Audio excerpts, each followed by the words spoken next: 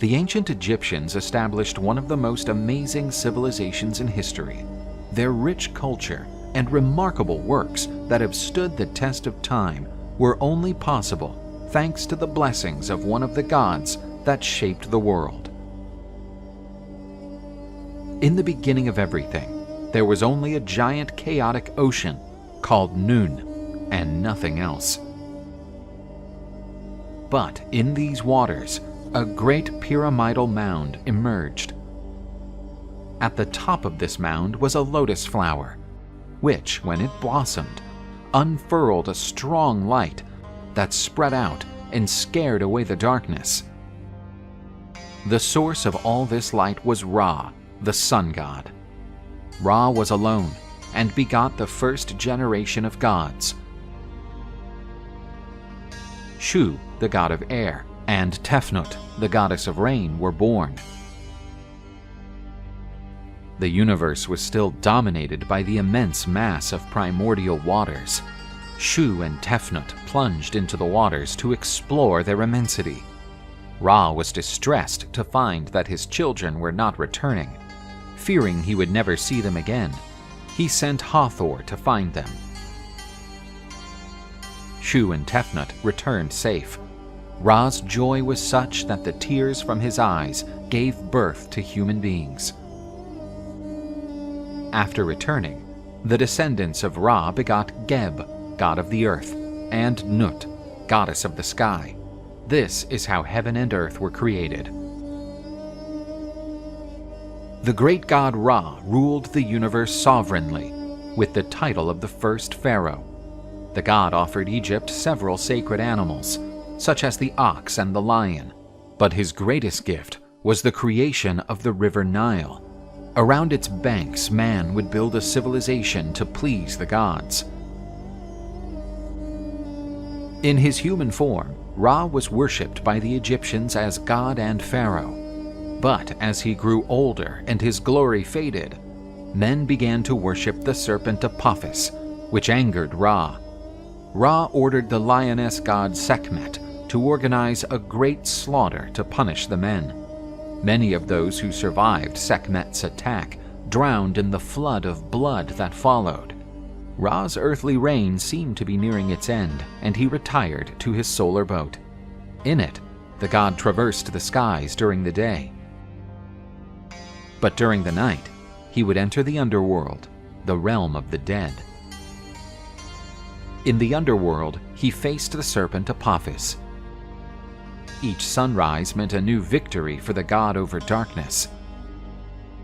The gods Nut and Geb gave birth to a powerful offspring: Isis, Nephthys, Seth, and Osiris.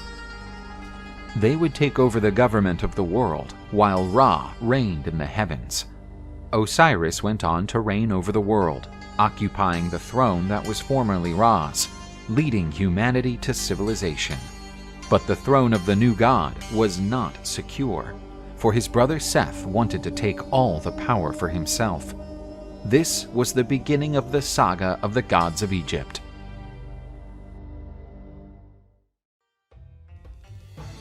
After replacing Ra, the deity who gave birth to the Egyptian world, Osiris became the new supreme god. He chose Isis as his wife and began a new and prosperous reign. Osiris showed civilization to men, who until that moment lived in a primitive way. The god taught them agriculture, weaving, and how to make bread, and also to use laws that would give order where before there was only chaos. Egyptian civilization began to flourish under the reign of the kindly god Osiris.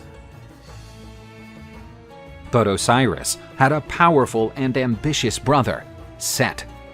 His kingdom was situated in the arid desert surrounding Egypt. For this reason, Set envied his brother, who had a fertile and prosperous kingdom.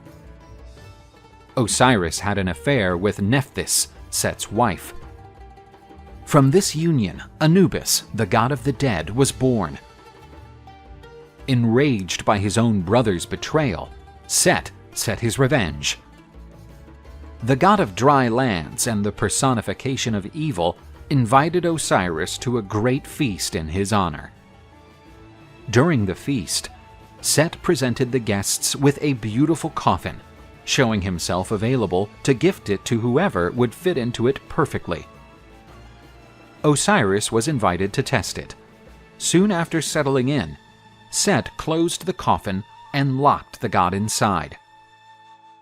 The evil god ordered the coffin to be thrown into the river Nile, putting an end to the life of the Lord of Egypt. Isis mourned the loss of her beloved husband. The tears flowed into the Nile River, giving rise to the traditional floods. The goddess and her sister Nephthys searched for the body of Osiris. After finding it, Isis tried to hide it. But Set found the body and quartered it into 14 pieces. The cruel god scattered the pieces of Osiris all over Egypt. Isis, with the help of Anubis, managed to recover all the pieces of her husband. Anubis united these pieces of the god and embalmed Osiris's body. With her divine powers, the goddess resurrected her beloved. But Osiris went on to reign in the world of the dead.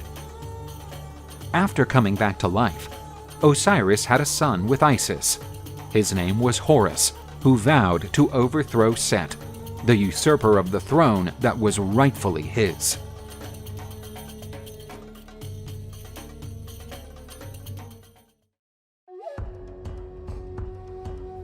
Set, the god of destruction, had murdered Osiris, the reigning god of Egyptian mythology.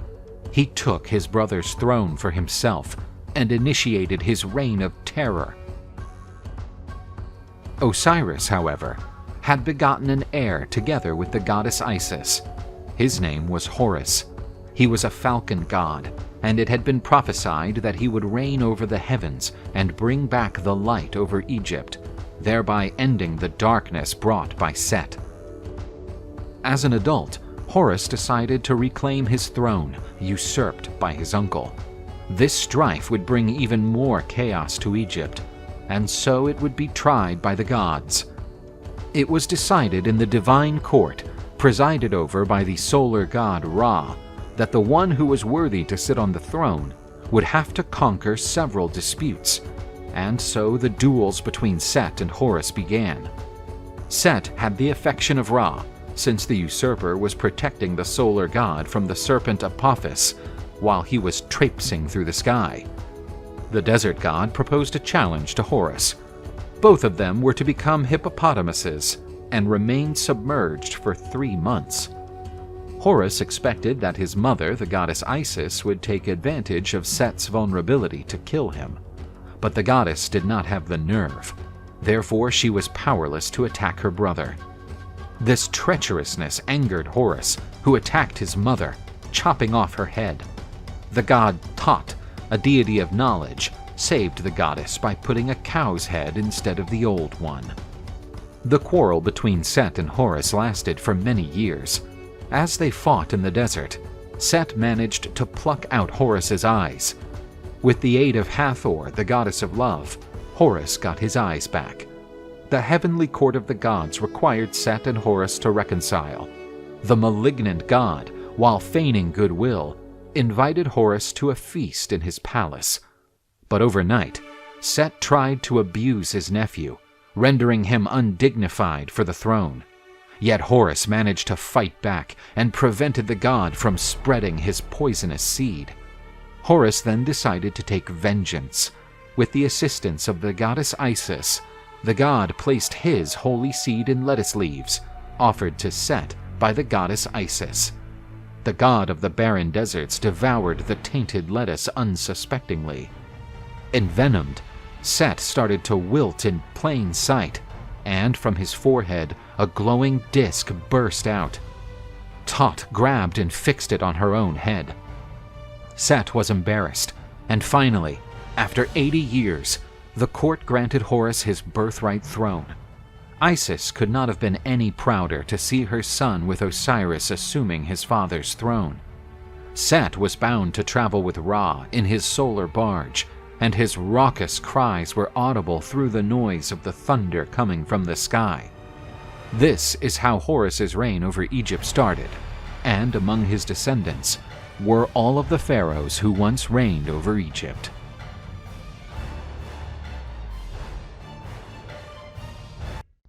Mesopotamia is considered the cradle of the first great civilizations.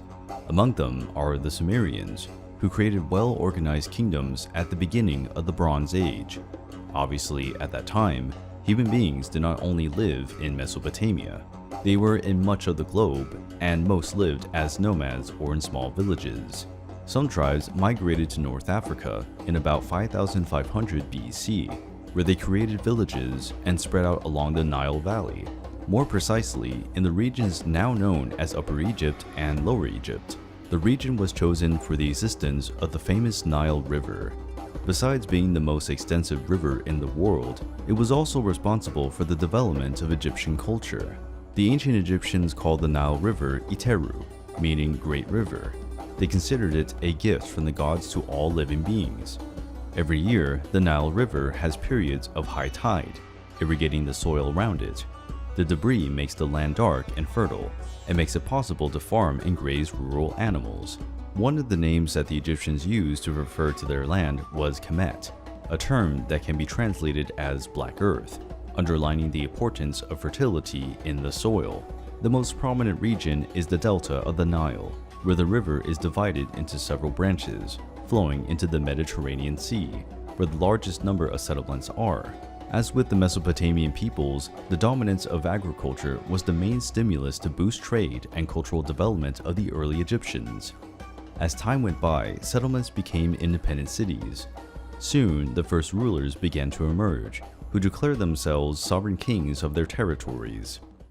In 3100 BC, a king of Upper Egypt began a military campaign against the other cities. The identity of this king is discussed among historians. Archaeological records indicate the existence of a semi-legendary king who, according to the beliefs at the time, would be a descendant of Horus. This mysterious king was probably known by the name of Narmer or Menes. There are strong indications that Narmer would be the name used. More complete studies indicate that Menes was an honorary title, which means he who perseveres. Narmer was successful in his campaign and unified the people of Lower and Upper Egypt under his command. He was the first pharaoh of Egypt. Narmer began the first Egyptian dynasties. This was followed by 30 dynasties over the centuries. The city of Memphis was founded by Narmer. For a long time, it was the capital of ancient Egypt, due to its geographical location, which guaranteed a strategic control point in Egyptian territory. The city had a port on the banks of the Nile River, where factories and workshops are built, producing ceramic jars, clothes, or dyes that were transported to the neighboring cities by boats along the river. Even in this period of their history, the Egyptians already had conflicts with the neighboring peoples. For example, some Nubian and Lebanese tribes who did not accept the dominant power of the Egyptians in most fertile territories. These tribes constantly rebelled against the Egyptians and attacked smaller villages and cities, provoking violent fighting and making it difficult to distribute goods throughout the region. It is possible that Pharaoh Narmer married Imhotep, a princess from North Africa. The marriage would have political objectives to appease disputes on Egyptian territory. Imhotep was the first queen of Egypt. Perhaps she was the first female pharaoh after Narmer's death. If so, she was the first woman in history to rule a dynasty. Imhotep's name was found in several places, such as tombstones and sacred objects. This underlines its importance as co-founder of the first dynasty. She is the oldest queen of ancient Egypt, whose name is known by historians. During the great history of ancient Egypt, the pharaohs played a more important role than traditional figure attributed to kings and emperors. The Egyptians considered us sacred beings to the Egyptians. According to the beliefs of the time, the pharaohs had inherited divine blood. They were descendants of Horus, and for that reason, only those who belonged to that same lineage were entitled to the throne. This explains why some women have taken over throughout Egyptian history. In contemporary peoples, only men had the right to rule, but the Egyptians always chose a woman with divine blood over a man without that trait. The pharaohs were not only in charge of governing, They were also the supreme commanders of the army, the highest magistrates, and the highest priests. The pharaoh was the human figure closest to the gods. Despite all the benefits available to the pharaohs, their lives were not particularly easy. Some took on the burden of governance of a nation before the age of 12. The heir to the royal throne was prepared from childhood to fill the position. He had to learn military tactics, the history of kingdoms, and military conquests. He also had to learn to read, write, and memorize religious rites. Despite the authority of the pharaohs, they rarely remained in power for long. Their reign was often interrupted by invaders or coups. To prolong the reign of the pharaohs, every year ritualistic festivals took place, the Opet festivals. The objective was to rejuvenate the pharaoh and his bond with the gods. When a pharaoh was able to remain in power for about 30 years, a great party was organized to exalt his reign. At death, he was honored with parties, songs, and rituals of passage to the other world. Around 2686 BC, the phase known as the Ancient Empire, also known as the Pyramid Age, began. In this period, Egypt was already established as an empire, having commercial relations with the Lebanese, Palestinian, and Mesopotamian peoples. Egypt had become a land of great riches. During the Ancient Empire, there were great artistic and architectural breakthroughs. The paintings that adorned the temples and palaces were made with great skill, whose proportions were calculated with high precision. The dye came from the extract of plants and minerals. Insects and animal blood were even used to achieve more vivid colors. As a result, many paintings maintain their colors and splendor today. The paintings could represent from everyday life to great events, such as bountiful harvests, the crowning of pharaohs, or natural disasters. The gods and sacred rituals were prominent in the artistic representations. Many of the most famous stories of the Egyptian pantheon were told through paintings and carvings of palace walls and tombs. In the economy, all production was accounted for and recorded, which enabled a more accurate allocation of resources. Government officials collected taxes, recruited peasants to work on crops or in construction, and headed the legal system, commanding patrols of soldiers and prosecuting crimes. During the Ancient Empire, the military area also progressed. The soldiers already had breastplates made of wool or leather, shields made of wood and covered with leather, and the iconic Khopesh sword, also of this period. Around 2200 BC, there was a great period of drought in Egypt, which lasted 140 years.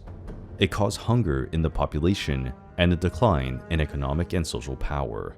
Instability ravaged Egypt, and the pharaoh's government lost control of his territories. Some provinces further away from the capital revolted and declared independence. The leaders of the rebel provinces stopped paying taxes to the central government and began to enrich their own coffers.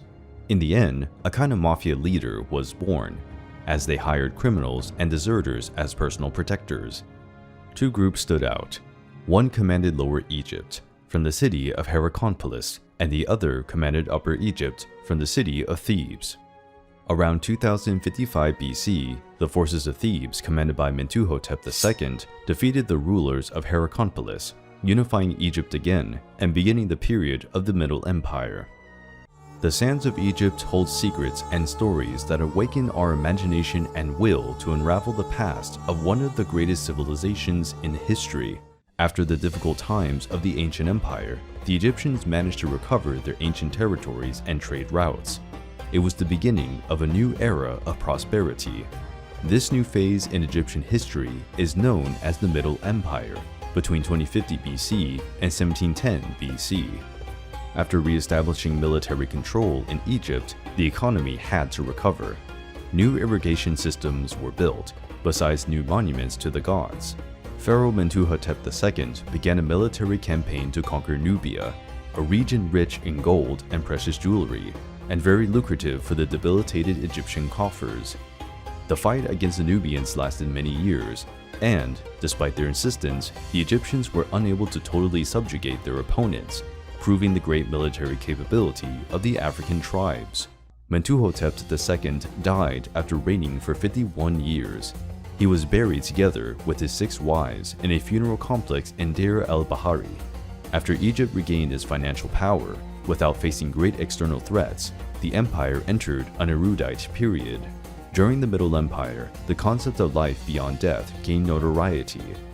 Dying, something that was already seen as a rite of passage, became even more important in the daily life of the Egyptians. The rulers also recovered the habit of erecting pyramids as tombs, ordering the construction of ever larger monuments. The construction of the pyramids began in the ancient empire. Djoser's pyramid was the first, built around 2630 BC, located northwest of the city of Memphis. The Djoser pyramid and its tomb complex are considered the oldest monumental structures in the world, designed by architect Imhotep. During his life, Imhotep was probably one of the most important men in Egypt, with knowledge in several areas, such as medicine, architecture, religion, and carpentry. Imhotep belongs to a small group of plebs who received the status of deities in Egypt. This distinction was usually reserved for the most important members of the nobility. Imhotep's historical existence is proven through two contemporary inscriptions on the base or pedestal of one of Djoser's statues. Imhotep was such an important figure that even after his death, he continued to be revered. His grave was hidden in complete secrecy and remains unknown to this day. So far, 123 pyramids have been found and accounted for in Egypt, some of them already practically in ruins. The decision to build pyramidal tombs is justified because this is the safest way to erect a monument, because the base is wider and heavier than the top. Even so, some pyramids collapsed in antiquity, due to irregularities in their shape or the wrong choice of terrain. When this happened, the builder responsible for the work was executed. There is also the famous bent pyramid, which remains to this day. However, its shape has changed during construction. The construction of the pyramids required great physical effort and complete logistics. Each granite stone weighs approximately 2.5 tons, having been extracted from quarries, sometimes located 800 kilometers away from the construction site. They were then placed on barges and transported along the Nile River. After being unloaded, the stones were transported with ropes and sleds to the construction site. There, they were cut and sanded until they reached the necessary shape. Only then, they were dragged on ramps to the final destination. The exact number of workers participating in construction is unknown. It is believed that more than 30,000 men took part in the efforts to erect these monuments. The majority were freemen, who received a salary and tax exemption. Many slaves were also used, entrusted with the most arduous and tiring tasks. The pyramids were built by order of the pharaohs, who wanted to use them as a tomb and symbol of power and authority.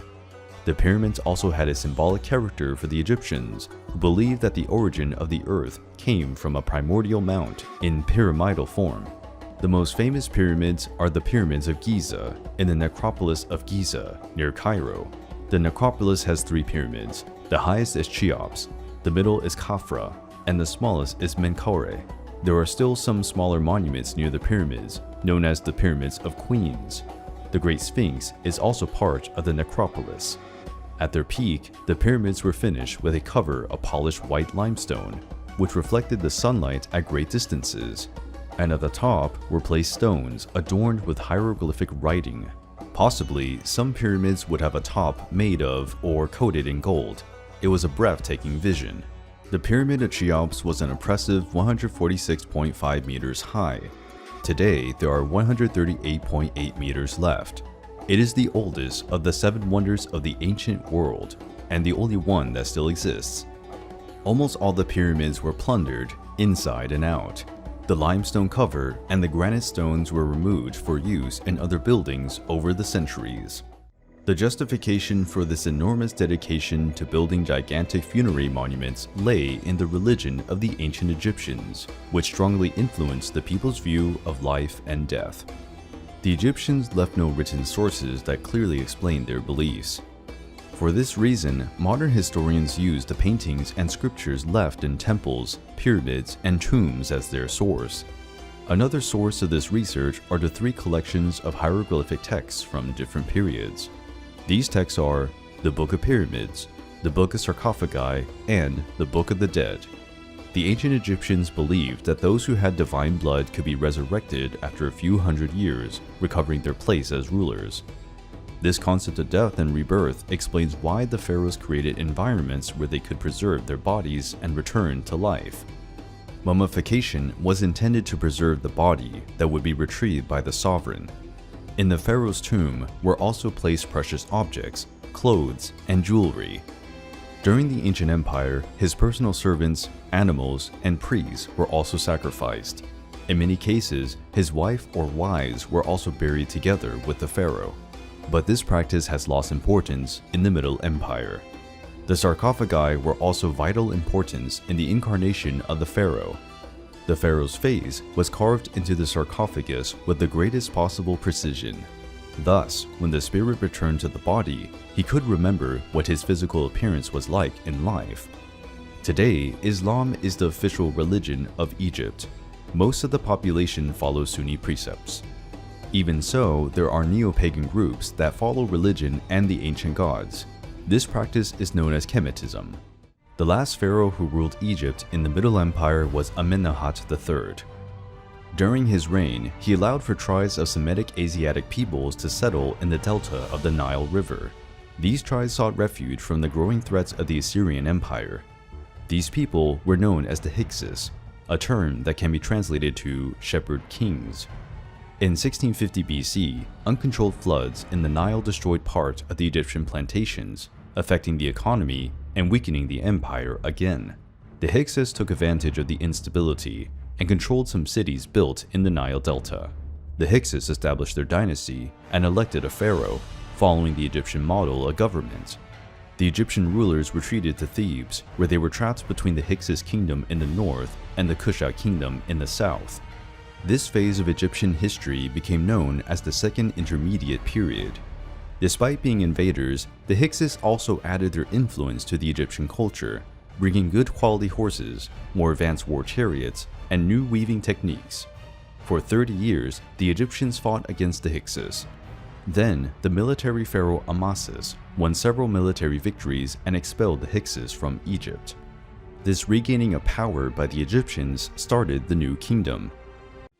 Egypt, the land of pyramids and the pharaohs, full of lavish stories and impressive deeds, which survived in time thanks to the paintings and monuments built by the ancient Egyptians. During the New Kingdom, it became clear that the Egyptian pharaohs and their military forces were not up to foreign threats. As a solution, the Egyptians started to hire troops of mercenaries from Nubia and Libya. As a reward for their services, the mercenaries received land, where they put their families to live and work for the pharaoh. Prisoners were also used in the army, usually on the front lines. Better combat tactics were also developed. Autonomous troops of up to some 6,000 men were commanded by well-trained officers. Soldiers from humble families received a salary for their enlistment, but they practically had no chance to advance in their military career, as this right was reserved for the children of nobler families. Also, during the New Kingdom, the Egyptians began to develop their maritime fleet. The Egyptians already had well-designed and maneuverable boats. However, they were not enough to carry many soldiers and equipment. This led to the creation of beautiful war galleys with a slender and threatening design. The pharaohs of the New Kingdom created a period of unprecedented prosperity by protecting borders and strengthening diplomatic ties with their neighbors. Military campaigns, led by Pharaoh Thutmose I, led to the conquest of new lands, guaranteeing the dominance of Palestine, Syria, and Lebanon.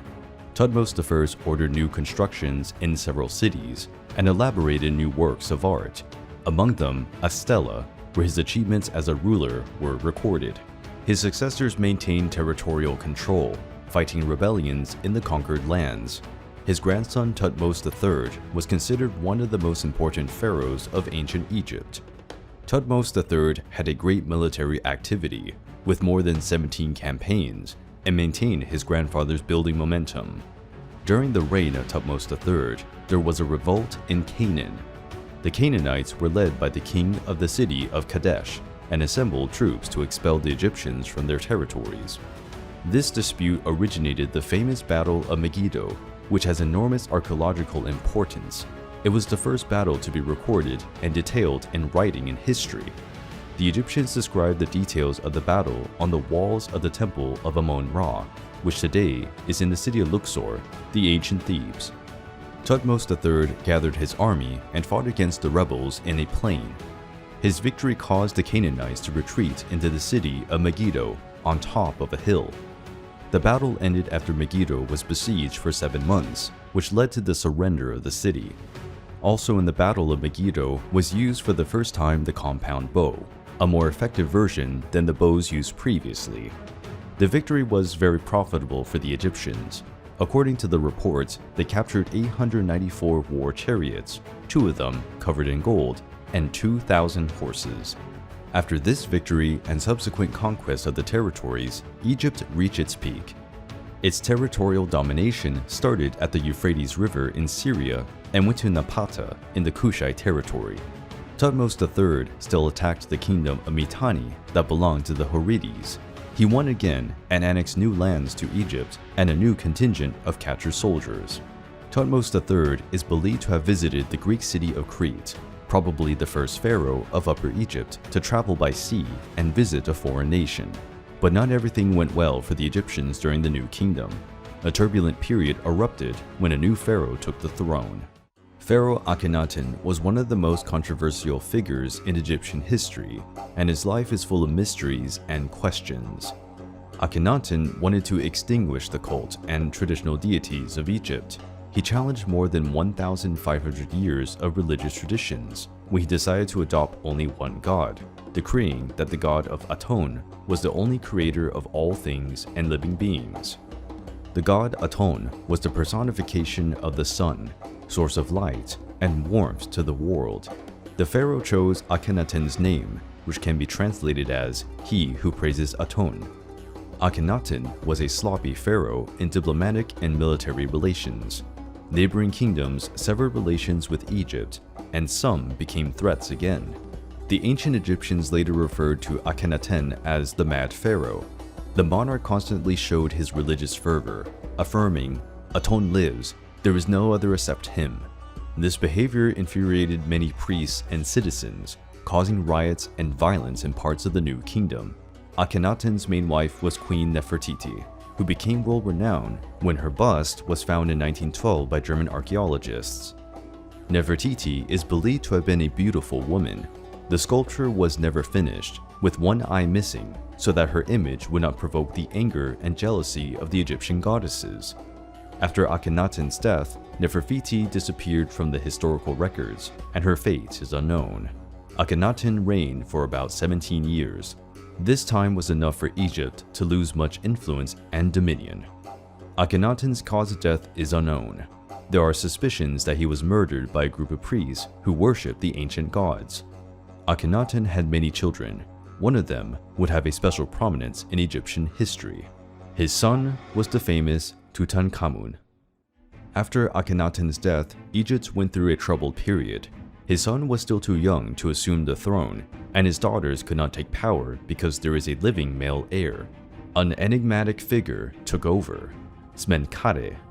There are debates about whether Smenkhare was actually Nefertiti, who would have assumed the throne and changed her name.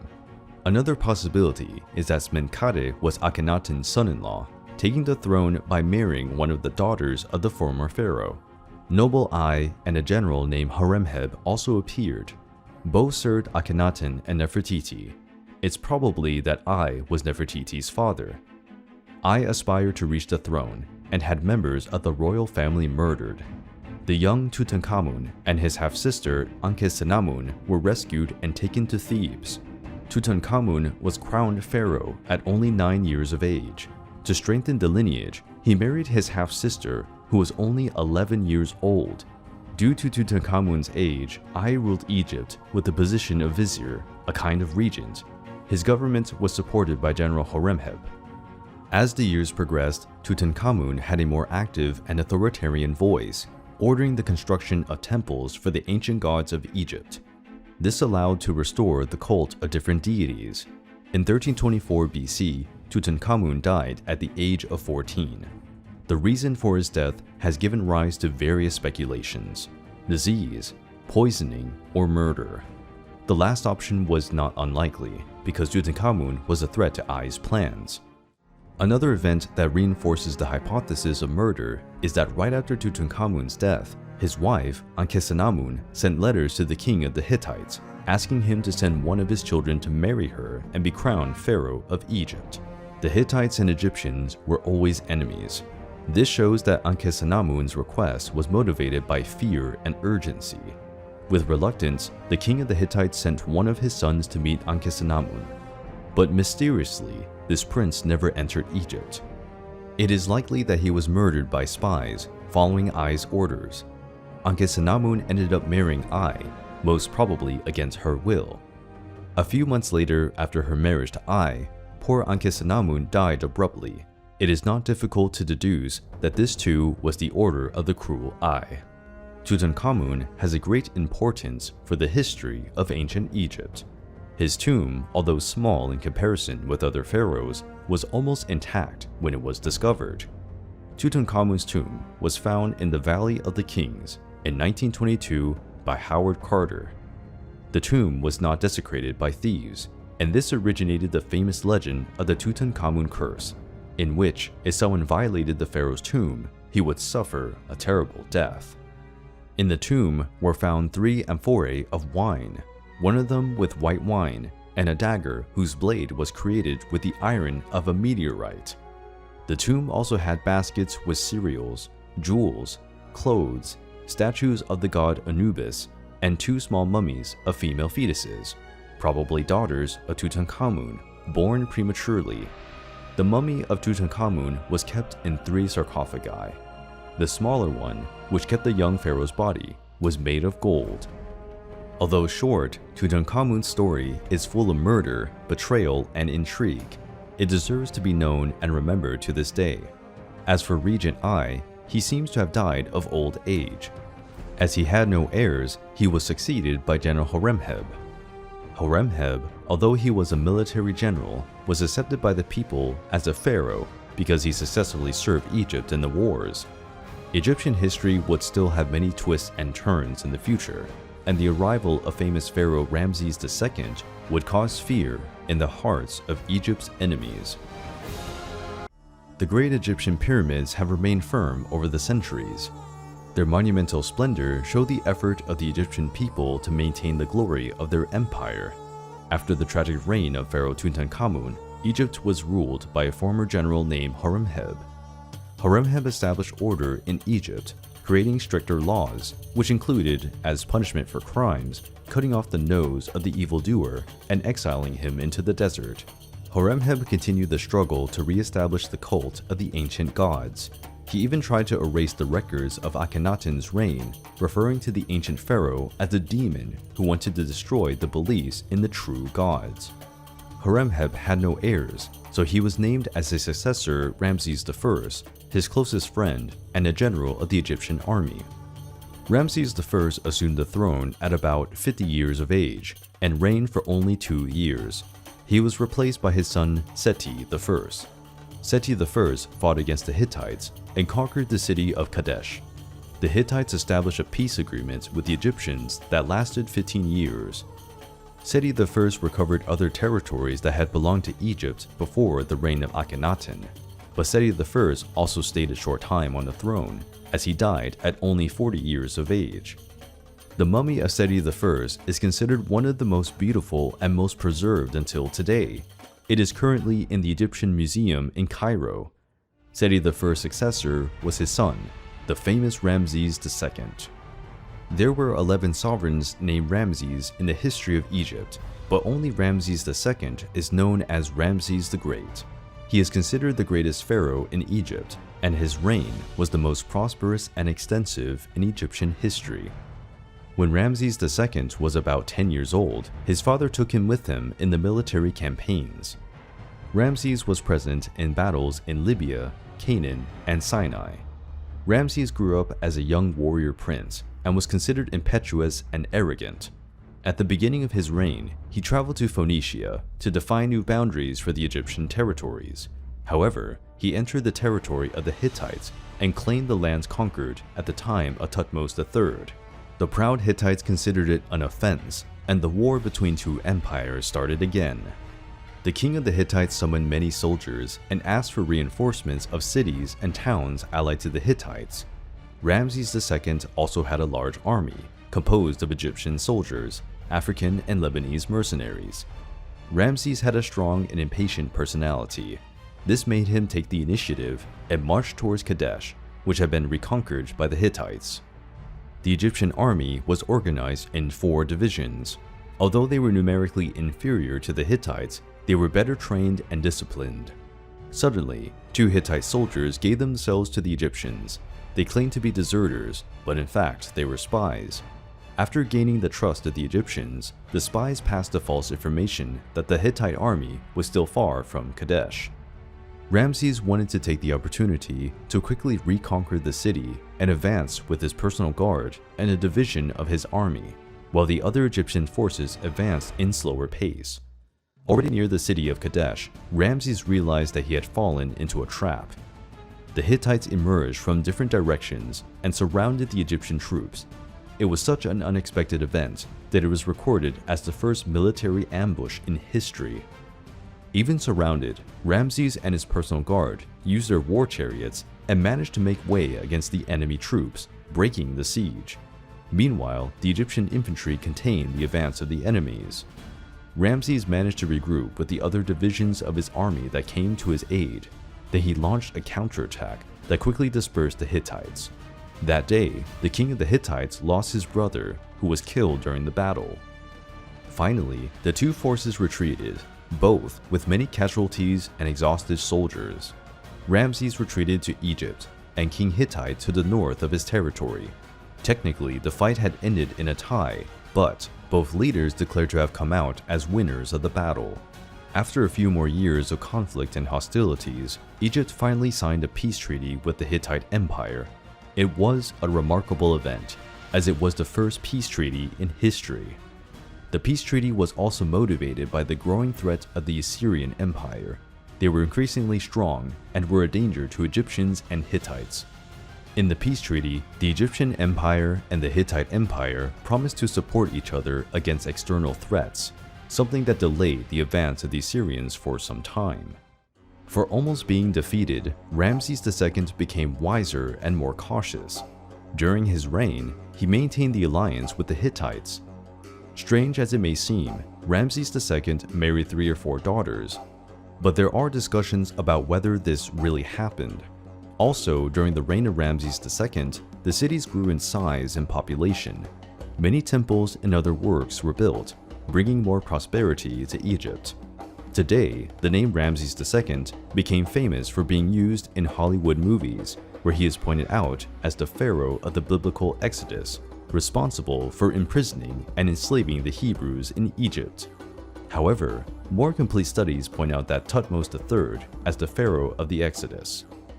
Ramses II will have died at over 90 years of age, something quite unusual at that time. After the death of Ramses, Egypt entered again an unstable period. His children died abruptly, and the Egyptian throne became empty several times, something very dangerous for a powerful nation. The responsibility was assumed by Merneptah, the 13th son of Ramses II. Merneptah was already over 60 years old when he assumed the throne.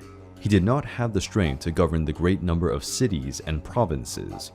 With the government weakened, the priests of the Temple of Amun came to have even more political power, since they claimed to be the link between the gods and the people. To further complicate matters, Egypt's wealth attracted other greedy kingdoms. Egypt was attacked by pirates from the coast of the Greek islands of western Anatolia. These pirates became known as Sea Peoples. The Sea Peoples were no ordinary pirates. The brutality and frequency of their attacks destabilized the economy and the government of the Great Bronze Age empires.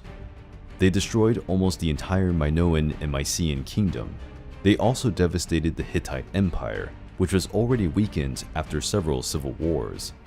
We don't know if the Sea Peoples were a single tribe or a confederation of tribes that joined together to loot and invade the Near East, but they were numerous, skilled sailors, and combatants on land. The invasions of the Sea Peoples are probably motivated by natural disasters, earthquakes, and tsunamis that devastated the Aegean islands and the coastal regions of Greece and Turkey. These natural disasters destabilized much of the dominant kingdoms and were responsible for the decline of the Minoan civilization on the island of Crete. Pharaoh Menenptah managed to stop the invasion of the Sea Peoples in the Battle of the Delta, but some years later, Pharaoh Ramesses III managed to expel the Sea Peoples from Egypt. The Sea Peoples continued to devastate and dominate territories in Palestine. The impact of these invasions was so great that the Sea Peoples are held responsible for the collapse of the Bronze Age. Finally, Ramesses III followed the Egyptian tradition of turning enemies into allies. He established agreements with the Nubians and the Libyans. Egypt started to hire mercenaries from the Sea Peoples. Ramesses III was a strong pharaoh, but his reign was turbulent. He was murdered at the age of 65 in a coup organized by one of his wives, who wanted his son as the next heir to the throne. Egypt was financially exhausted. Its coffers were emptied by the war against the pirate invaders. The situation was so bad that the population's food was rationed. During this period, the first labor strike in history occurred. When workers from various areas did not receive their grain, they refused to work for the pharaoh. Egypt has entered a vertiginous decline marked by hunger, violence, and corruption. The empire was devastated for about 2 decades. Egypt was again divided into different dynasties. Ambitious leaders confronted each other in small battles to dominate territories.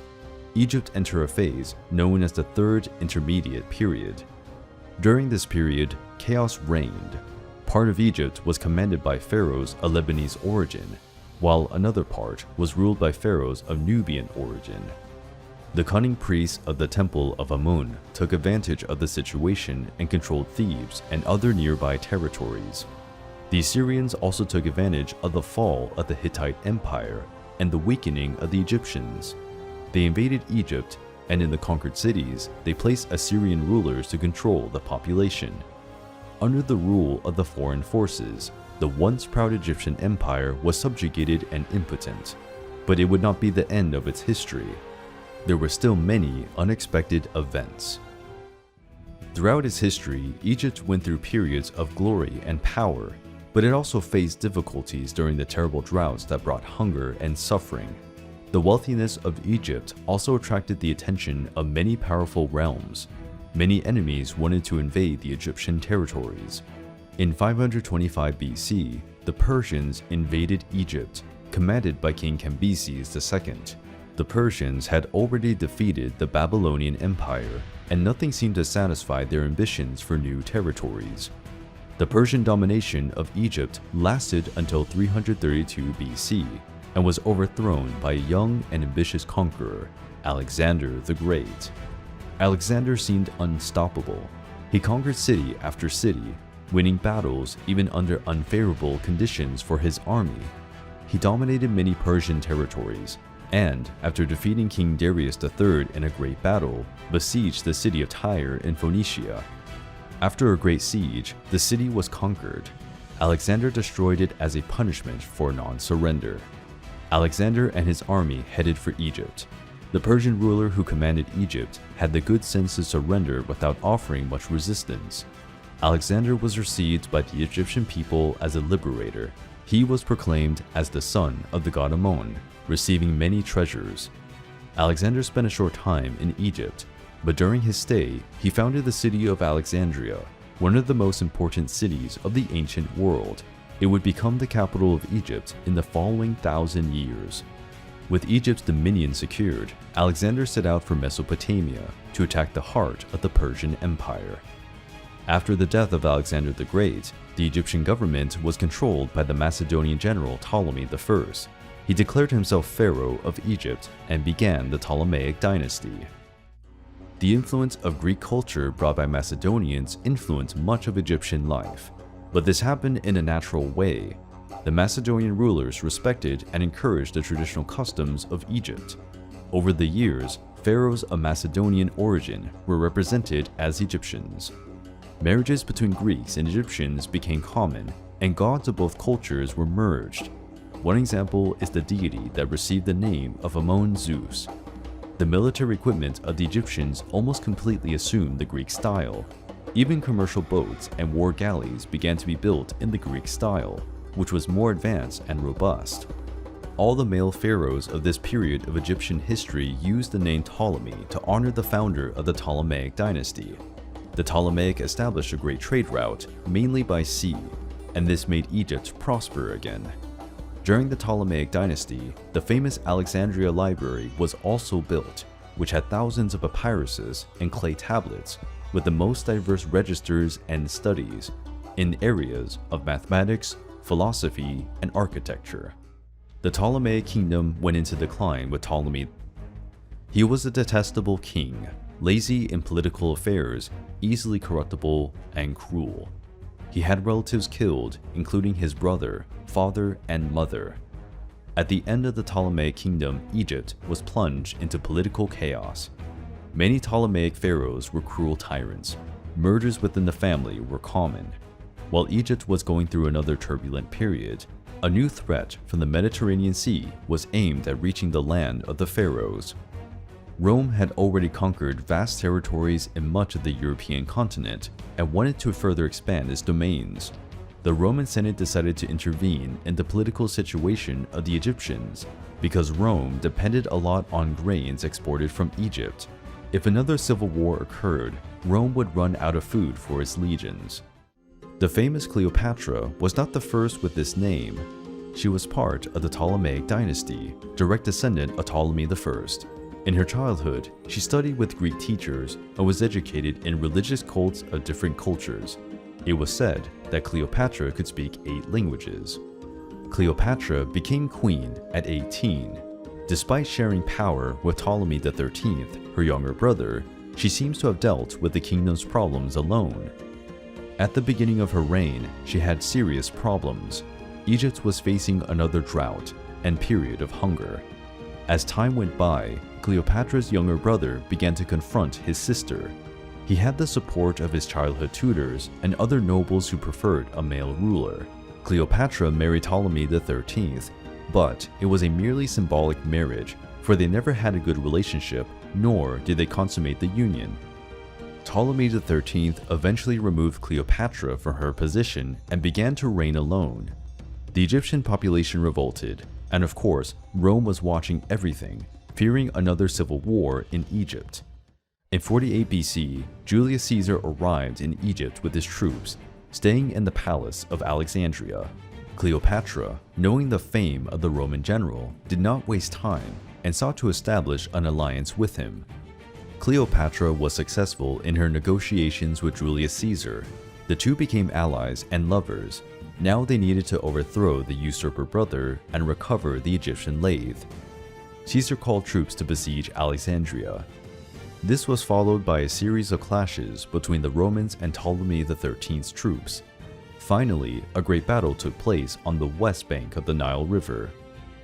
Ptolemy XIII had about 20,000 men, and Julius Caesar had a smaller number of troops. But Caesar advanced with his army, which received Greek reinforcements. Both military forces advanced by land, while the boats traveled along the Nile River. It was a battle that took place on land and water. Caesar and Ptolemy followed the movements of the troops as they sailed on their boats. The battle on land was brutal. Ptolemy's troops were on higher ground and forced the Romans to retreat. Many Roman soldiers fled and swam towards the boat. During the confusion, Caesar's galley capsized with the weight of the men who climbed aboard. Julius Caesar had to swim to the riverbank to survive. At the height of this confusion, the Greeks arrived to support Caesar. The Romans managed to regroup their troops and counterattack with the help of the Greek allies.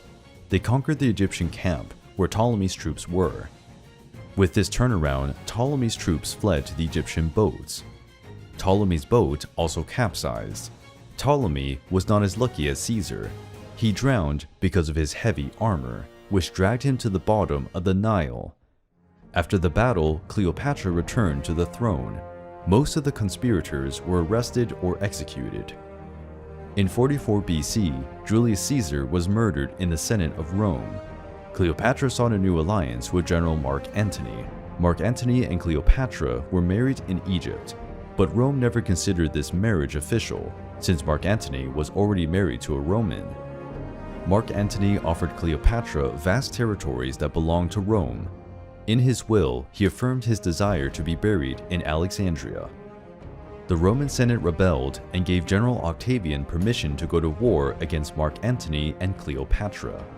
To face the situation, Cleopatra joined her army to that of Mark Antony. It was the largest maritime fleet ever seen in history.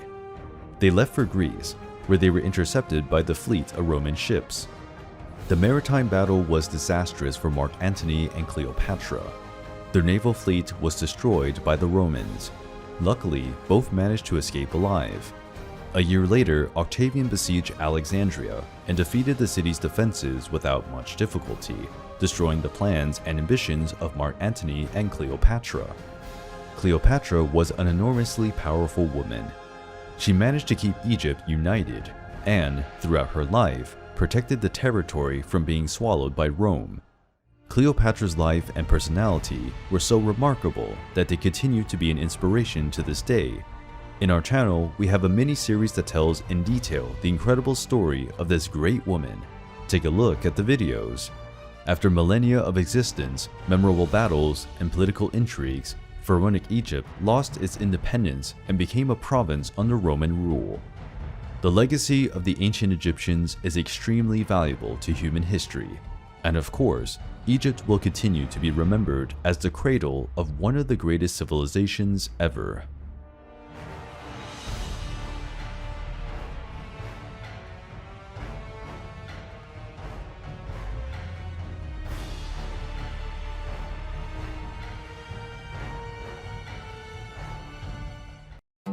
Anubis is the famous jackal-headed Egyptian god.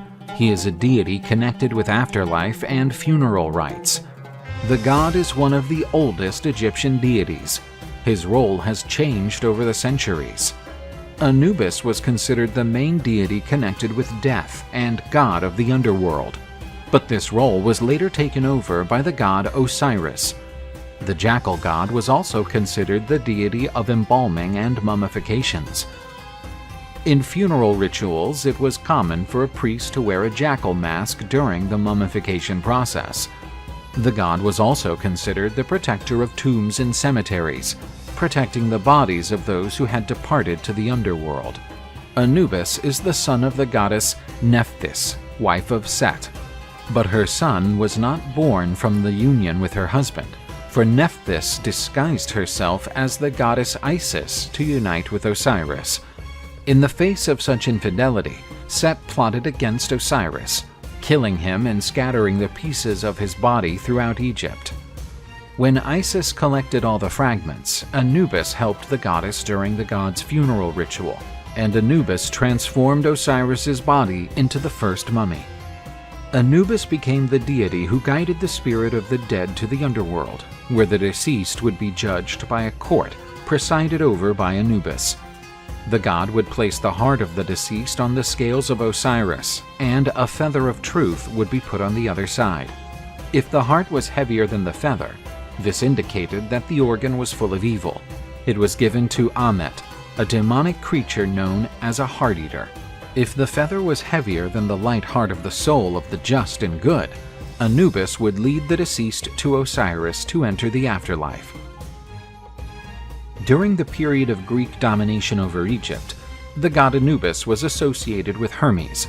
Hermes in Greek mythology is also the deity who led souls to the underworld. This association gave rise to a deity called Hermanubis, who became popular during the period of Roman rule.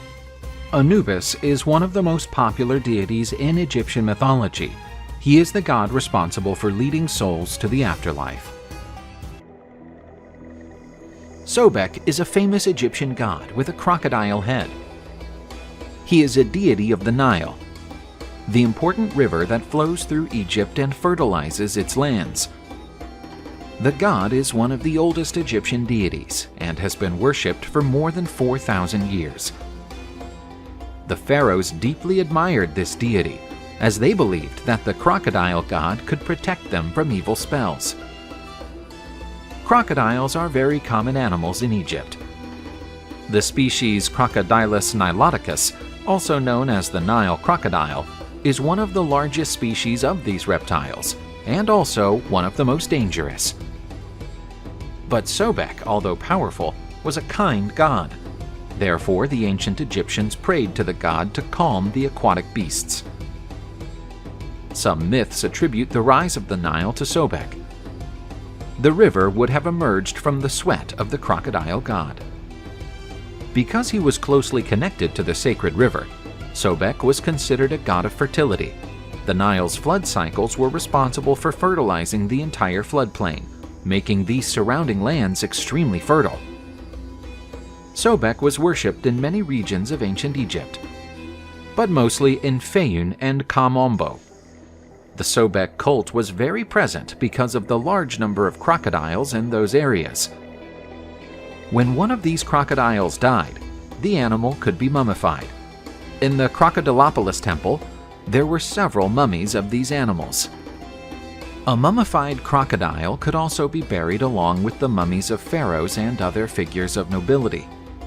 The Egyptians believed that crocodile mummies protected them even after death. Before this, the city of Kamombo worshipped the god Horus, Sobek's brother. But after a fight, the crocodile god expelled Horus and started to rule the place by himself.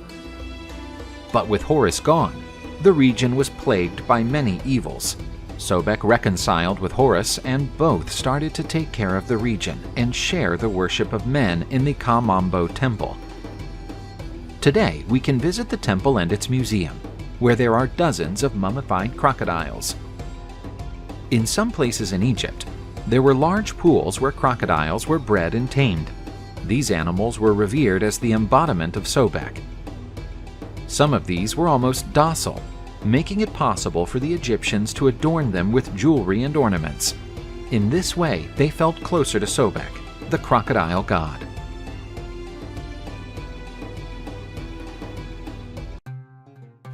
Bastet is the cat goddess of Egyptian mythology. She is represented as a being with a woman's body and a cat's head. Cats were honored animals and considered sacred by the Egyptians. Cats played an important role in the Egyptian world, as the animals protected people's food from rodent infestations. And cats also scared off dangerous, poisonous snakes. Bastet is a goddess connected with the sun. Therefore, during the day, the goddess followed Ra on his journeys across the sky in his solar boat. During the night, the goddess took the form of a full cat, and she protected the world against the terrible serpent Apophis. The goddess was worshipped throughout Egypt. To harm any cat was a terrible sacrilege. The perpetrator of such violence could be sentenced to death. Cats were considered family members. According to some accounts, when a house was burned down, cats would enter the blazing dwelling to help the residents escape. Sometimes these cats seemed to die in the flames, but thanks to the goddess Bastet, they would come back to life, reinforcing the popular saying of the cat's 9 lives. Being sacred animals, cats were mummified. In Egypt, there are cemeteries dedicated to these mummies. According to some versions, the goddess Bastet is linked to Sekhmet, the lioness goddess. The latter was violent and bloodthirsty, but was pacified, becoming a meek, milk-drinking cat goddess. In other versions, Bastet and Sekhmet are sisters and daughters of Ra. Even with the end of the Egyptian god cult, cats continue to look down on men, hoping to have their divinity recognized once again.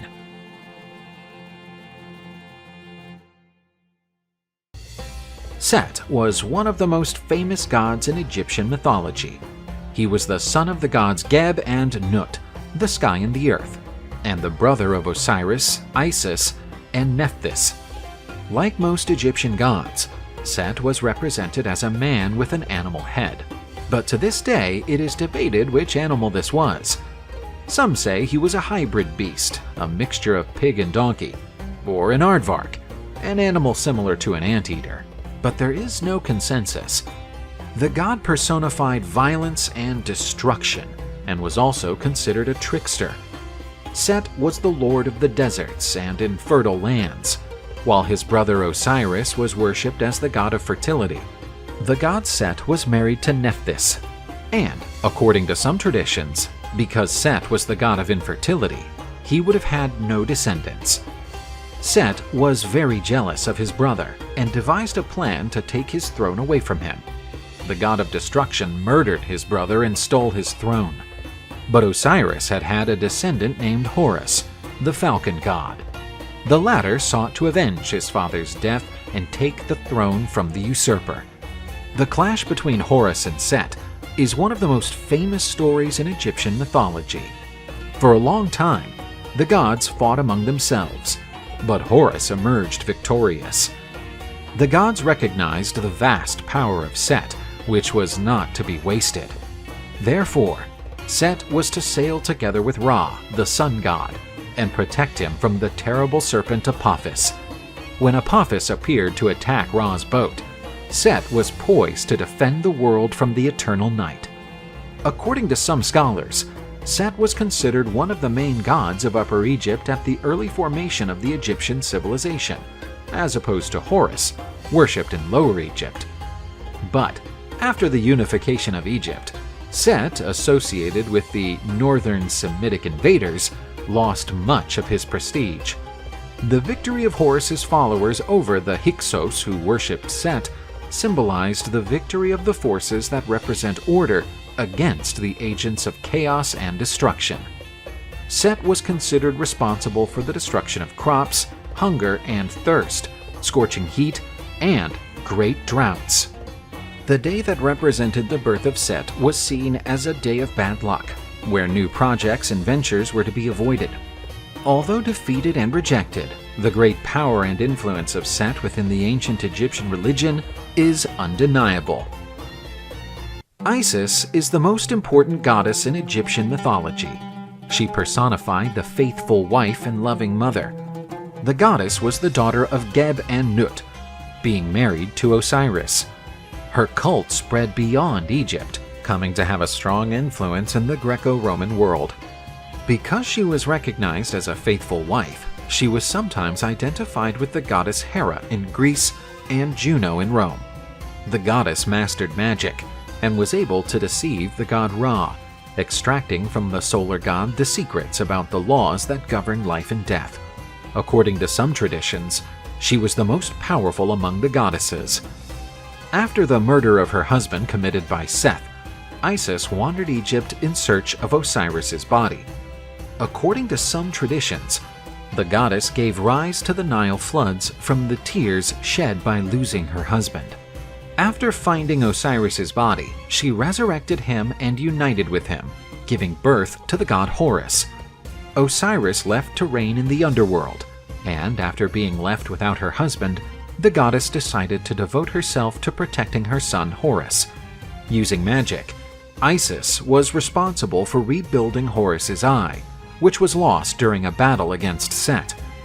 The Egyptian goddess was the protector of the dead, and with her blessings, she restored the souls of the departed to the underworld. Several temples were erected in honor of the goddess throughout Egypt, where she was venerated. Cleopatra, the queen of Egypt, taking advantage of the goddess's reputation, proclaimed herself the new Isis. But as it turned out, the goddess Isis was not very cooperative with Cleopatra. Cleopatra lost not only her throne, but also ended the Ptolemaic Dynasty's rule over Egypt. Despite the decline of the cult of the Egyptian gods, the goddess Isis continues to be a source of inspiration and admiration for all lovers of mythology. Thoth is the god of wisdom in Egyptian mythology. The god is represented as an anthropomorphic figure, with the head of ibis, a bird of the pelican family. However, he was also represented as a baboon, another animal consecrated to the god. Thoth is the son of the goddess Hathor. She, disguised as the goddess Isis, had sexual relations with Osiris. From this union, Thoth was born. but other versions say that he is the son of Set. Thoth was attributed with the invention of writing.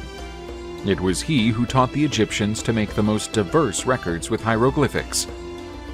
The god was also responsible for writing laws and teaching mortals the science of accounting. Thoth is the god protector of scribes. Thoth was so revered in Egypt that he was considered the god of wisdom, astronomy, magic, and medicine, among other sciences of which he is the patron. The god Thoth was considered a kind, just, and conciliatory figure, but he was also implacable before the enemies of truth. The god had as a partner Maat, goddess of justice and truth. From this relationship was born Seshat, a daughter who was also goddess of wisdom. In other versions, Seshat is Thoth's wife. Often, Thoth was represented with a disk on his head. This disk represents the moon, making him a moon god. The ancient Egyptians used the cycles of the moon to measure time. Therefore, the god is linked to time, and he was responsible for the creation of the Egyptian calendars. The main city to worship the god of wisdom was Khemenu, also known as Hermopolis during the Greek domination in Egypt. This city had the largest and best library in ancient Egypt. The millennial Egyptian god of wisdom continues to illuminate the path of those who seek knowledge and search for truth. One of ancient Egypt's most feared animals, the scorpion bears multiple symbolic layers within this age-old culture. For this reason, it comes as no surprise that there is a deity who is intimately connected to this creature. Serket is this goddess's name. One of Egypt's oldest goddesses, she was depicted as a hybrid between a woman and a scorpion. Serket is a deity associated with healing, magic, and poison. Egyptians prayed and offered sacrifices to ask Serket to protect them from snake and scorpion attacks. But as well as acting as a protector, the goddess could also inflict punishment on sinners by sending her venomous beasts to attack them. It was Serket's job to shelter the souls of deceased pharaohs and guide them to the underworld. She would also help in the pharaoh's rebirth process, breathing life into their new mortal bodies. Her role as protector also applied to the living world. Serket was summoned to protect workers, especially those facing danger, such as doctors dealing with poisons and toxins, or workers handling dangerous animals.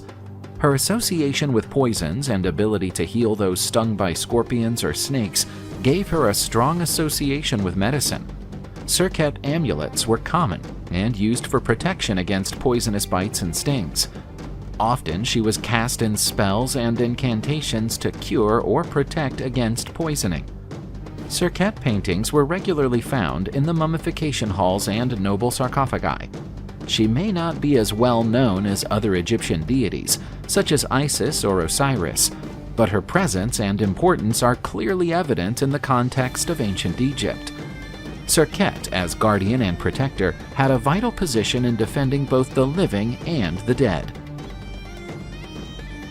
Osiris is one of the Egyptian pantheon's most revered deities. He represents the essence of order, morality, and civilization. He is a god who triumphed over death and became the lord of the afterlife. Today's video takes us through the history of this famous god and his riveting story. Osiris is usually considered to be the son of Geb, the god of the earth, and Nut, the goddess of the sky. This bloodline positions Osiris in an extraordinarily powerful and prestigious role within the divine hierarchy. His siblings include Isis, Set, and Nephthys. Since the dawn of time, Osiris has been associated with order, righteousness, and benevolence. The duality between Osiris and Set reflects the Egyptian belief in the need for balancing opposing forces. Osiris was viewed as a perpetuator of harmony and stability in the universe. He is often described as a righteous and wise king who ruled Egypt before becoming the god of the underworld.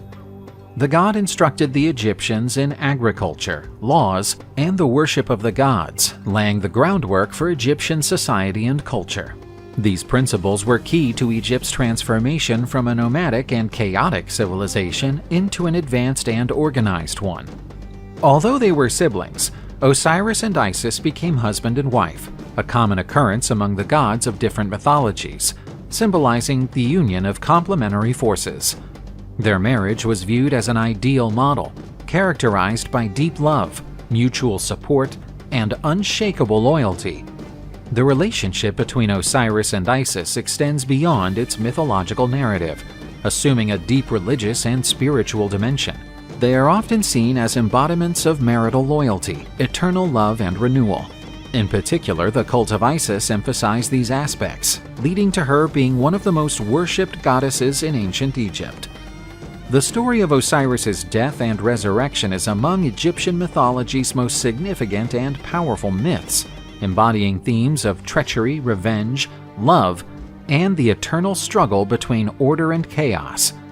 Set profoundly envied Osiris's position and power as the ruler of Egypt. Fueled by jealousy and ambition, Set masterminded a scheme to wipe out Osiris. He organized a feast and presented a beautiful coffin, vowing to give it to the one who would fit inside it perfectly. As Osiris, without suspecting a thing, entered the coffin, Set and his conspirators promptly closed it and dumped the sarcophagus in the Nile River. Osiris's wife and sister Isis, sorrowful and determined, undertook a long journey to find her husband's body. Her quest took her to many parts of Egypt, and eventually she found him. Upon finding out that Osiris's body had been recovered, Set flew into a rage and dismembered Osiris's corpse, strewing its parts all over Egypt. Together with her sister Nephthys, Isis began another journey, this time to collect the fragments of Osiris's body. Together with Anubis, the god of mummification, they managed to assemble and embalm the body, creating the first mummy. Using magic and spells, Isis succeeded in reviving Osiris briefly. During this brief period, Osiris and Isis conceived their son Horus.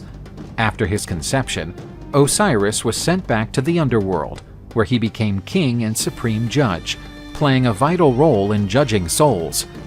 Upon his resurrection, Osiris symbolized hope for the afterlife, promising eternal renewal and revival for those deemed worthy. Isis not only had a vital role in resurrecting Osiris, but also in protecting her son Horus, secretly raising him to shield him from Set's wrath. She is often depicted as the ideal mother and protector, a role model for Egyptian queens and mothers. As Duat's ruler, Osiris oversaw keeping order and harmony in the underworld. He was seen as a benevolent king who provided protection for righteous souls and ensured that they enjoyed the pleasures of the Aru, otherwise known as the reed field. Under his rule, the underworld mirrored the living world, with fields to cultivate and rivers to navigate. However, before reaching this gift, the individual's soul was tried in the Hall of Ma'at.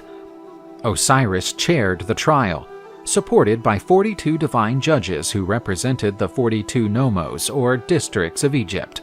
The departed soul had to declare their innocence from a series of sins and have their heart weighed on the scales of Ma'at against the penalty of truth and justice. If the heart were light, the soul would be deemed righteous and worthy of entering Aru, the Egyptian paradise. If not, the heart was tossed to Amit, a dark creature who would consume it. While mummification was a crucial feature of Egyptian funerary rituals, it was strongly influenced by the Osiris myths. The mummification process was seen as an emulation of Osiris's condition, hoping that, like him, the deceased could be brought back to life and experience the afterlife again. Egyptian funerary rituals and texts, like the Book of the Dead, are littered with Osiris references.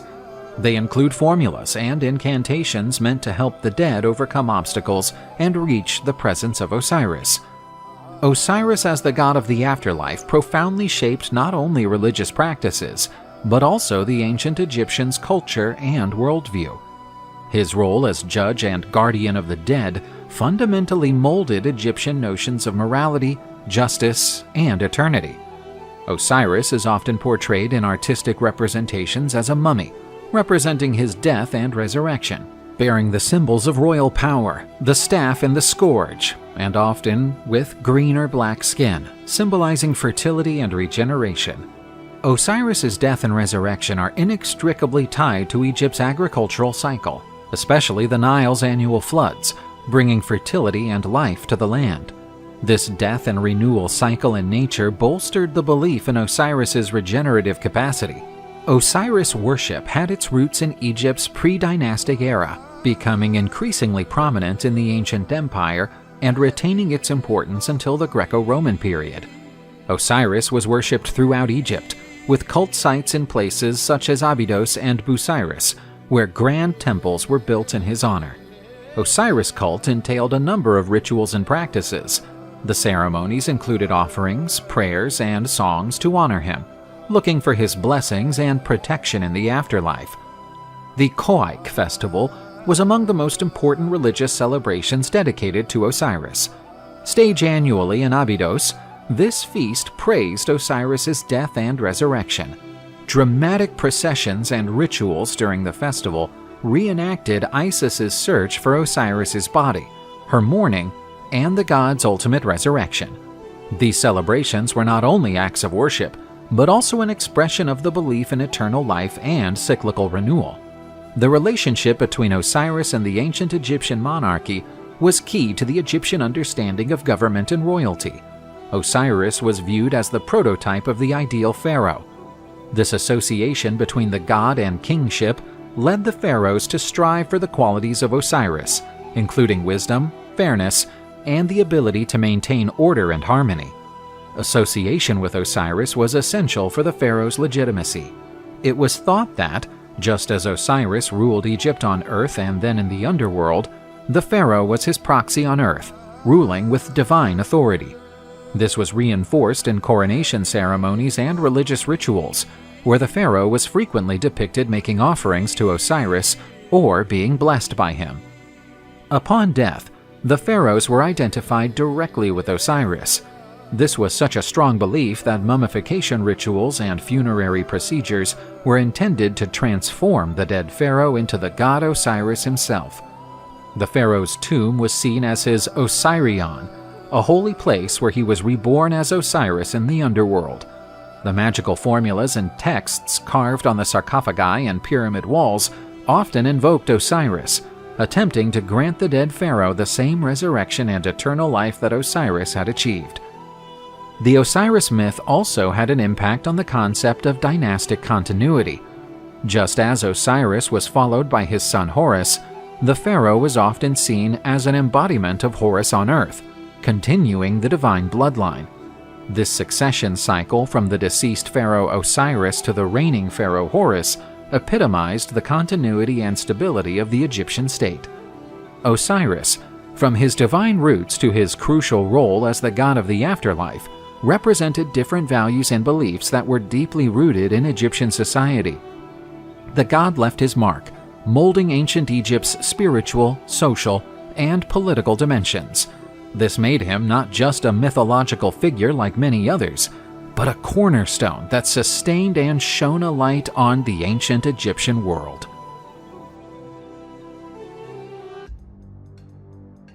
In the Egyptian pantheon, Hapi stands as one of the oldest deities. Whereas many Egyptian gods and goddesses have distinct human forms or are zoomorphic representations, Hapi was often portrayed differently. A man with hanging breasts and a sagging belly, often with green or blue skin. These attributes underline his association with fertility and abundance. He is also frequently seen holding offerings or symbols of prosperity and water plants.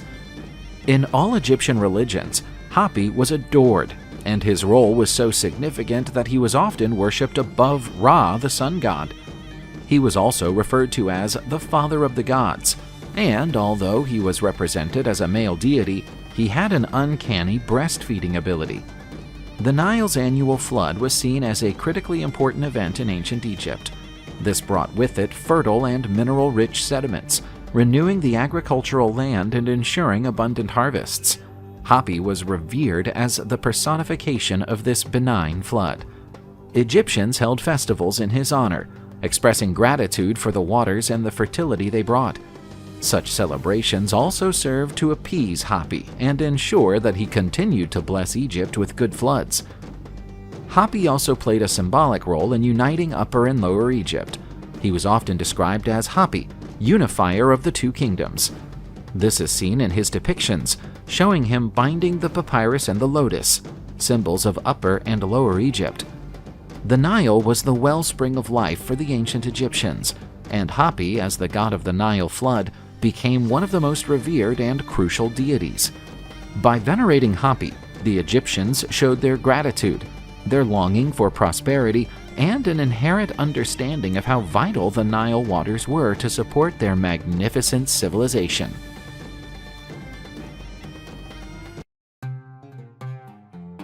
Hathor is the goddess of fertility and beauty in Egyptian mythology. She is the daughter of Ra, the sun god, making her one of the most important Egyptian deities. The goddess is depicted in Egyptian art in unusual ways.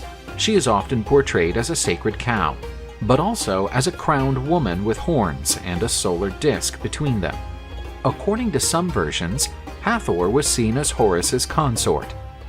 The goddess was worshipped throughout most of the Egyptian world, so her roles as a deity could vary greatly.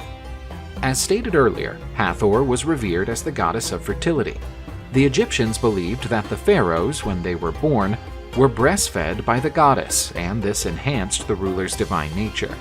For this reason, pharaohs were often called children of Hathor. As some versions say, the two sons of the supreme god had disappeared in the beginning of the world. Hathor, also known as Ra's right eye, had the task of finding them. When she returned with the god's children, the deity noticed that the god had developed a new right eye. The bitter goddess wept, and men emerged from her tears. This is why she was also known as the Universal Mother.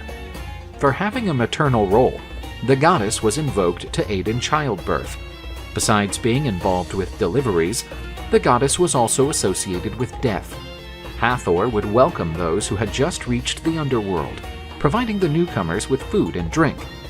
Being bound to the cow figure, the papyrus is the plant consecrated to the goddess, as it was one of the favorite foods of the cows grazing on the Nile riverbanks. The Dendera temple was the most important sanctuary devoted to the goddess. The sick went there in search of treatment, since Hathor was also a goddess tied to healing. The goddess was also known as the Beautiful One, and hence was seen as the deity of beauty and joy. The festivities in her honor were packed with merry dances. Due to her cheerfulness, Hathor was regarded as the goddess of dancing. Hathor's cult lost momentum as the Isis worship grew. Even in the latter shadow, the cult of the cow goddess spread far beyond the Egyptian borders. Throughout the period of Greek and Roman domination over Egypt, and owing to religious syncretism, the Egyptian goddess of beauty came to be associated with Aphrodite by the Greeks and Venus by the Romans. This is why Hathor became one of the main deities of Egyptian mythology.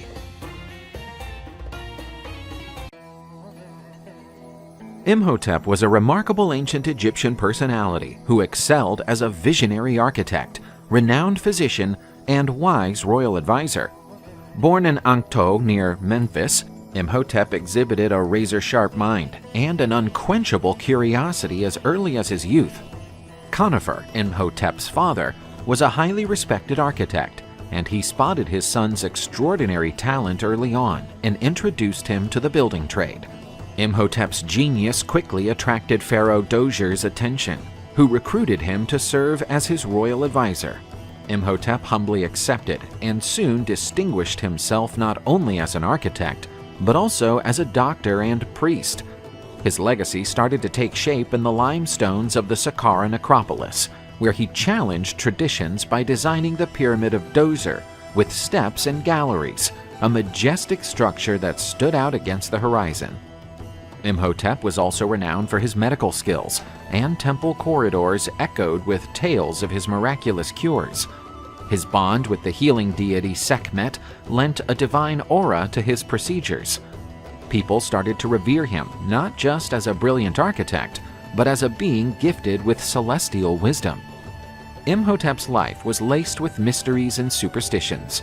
It was said that he had the gift of interpreting dreams, a skill that the pharaoh deeply prized. His medical and architectural writings were regarded as sacred texts, and his teachings were employed in many areas for the benefit of the Egyptian people. As time went by, Imhotep grew into a venerable character, and his deification was bound to happen. Following Imhotep's death, the Egyptian authorities raised him to the rank of a deity, serving as the god of wisdom and medicine. Temples were built in his honor, and future generations turned to him as an icon and a source of inspiration. Imhotep's name reverberates through the centuries as a byword for intelligence, creativity, and spirituality. His quest, filled with challenges, successes, and mysteries, still inspires those who look for the truth in studying and learning from the past. Anu was an Egyptian god of war and hunting, worshipped mainly during the Middle Kingdom. He was the leader of the Egyptian army and the protector of the warriors. The pharaohs and their armies often invoked him to protect and favor them in battle. Anu was also seen as a god of survival, having powers to feed the people, as he was the god of hunting. He was sometimes depicted as a strong man with a spear, but the best-known image of him is that of a man with a lion's head, representing strength and bravery. Anu was also responsible for keeping his father, the sun god Ra, safe. Anu stood in front of Ra's solar barge, protecting him from the terrible serpent Apophis. This is how he got the nickname Slayer of Enemies, which later came to be given to Set. Anu was the god of war, but was not always violent. His role was to make people creative. During festivals held to honor the lion god, battles and heroic acts were staged to honor him.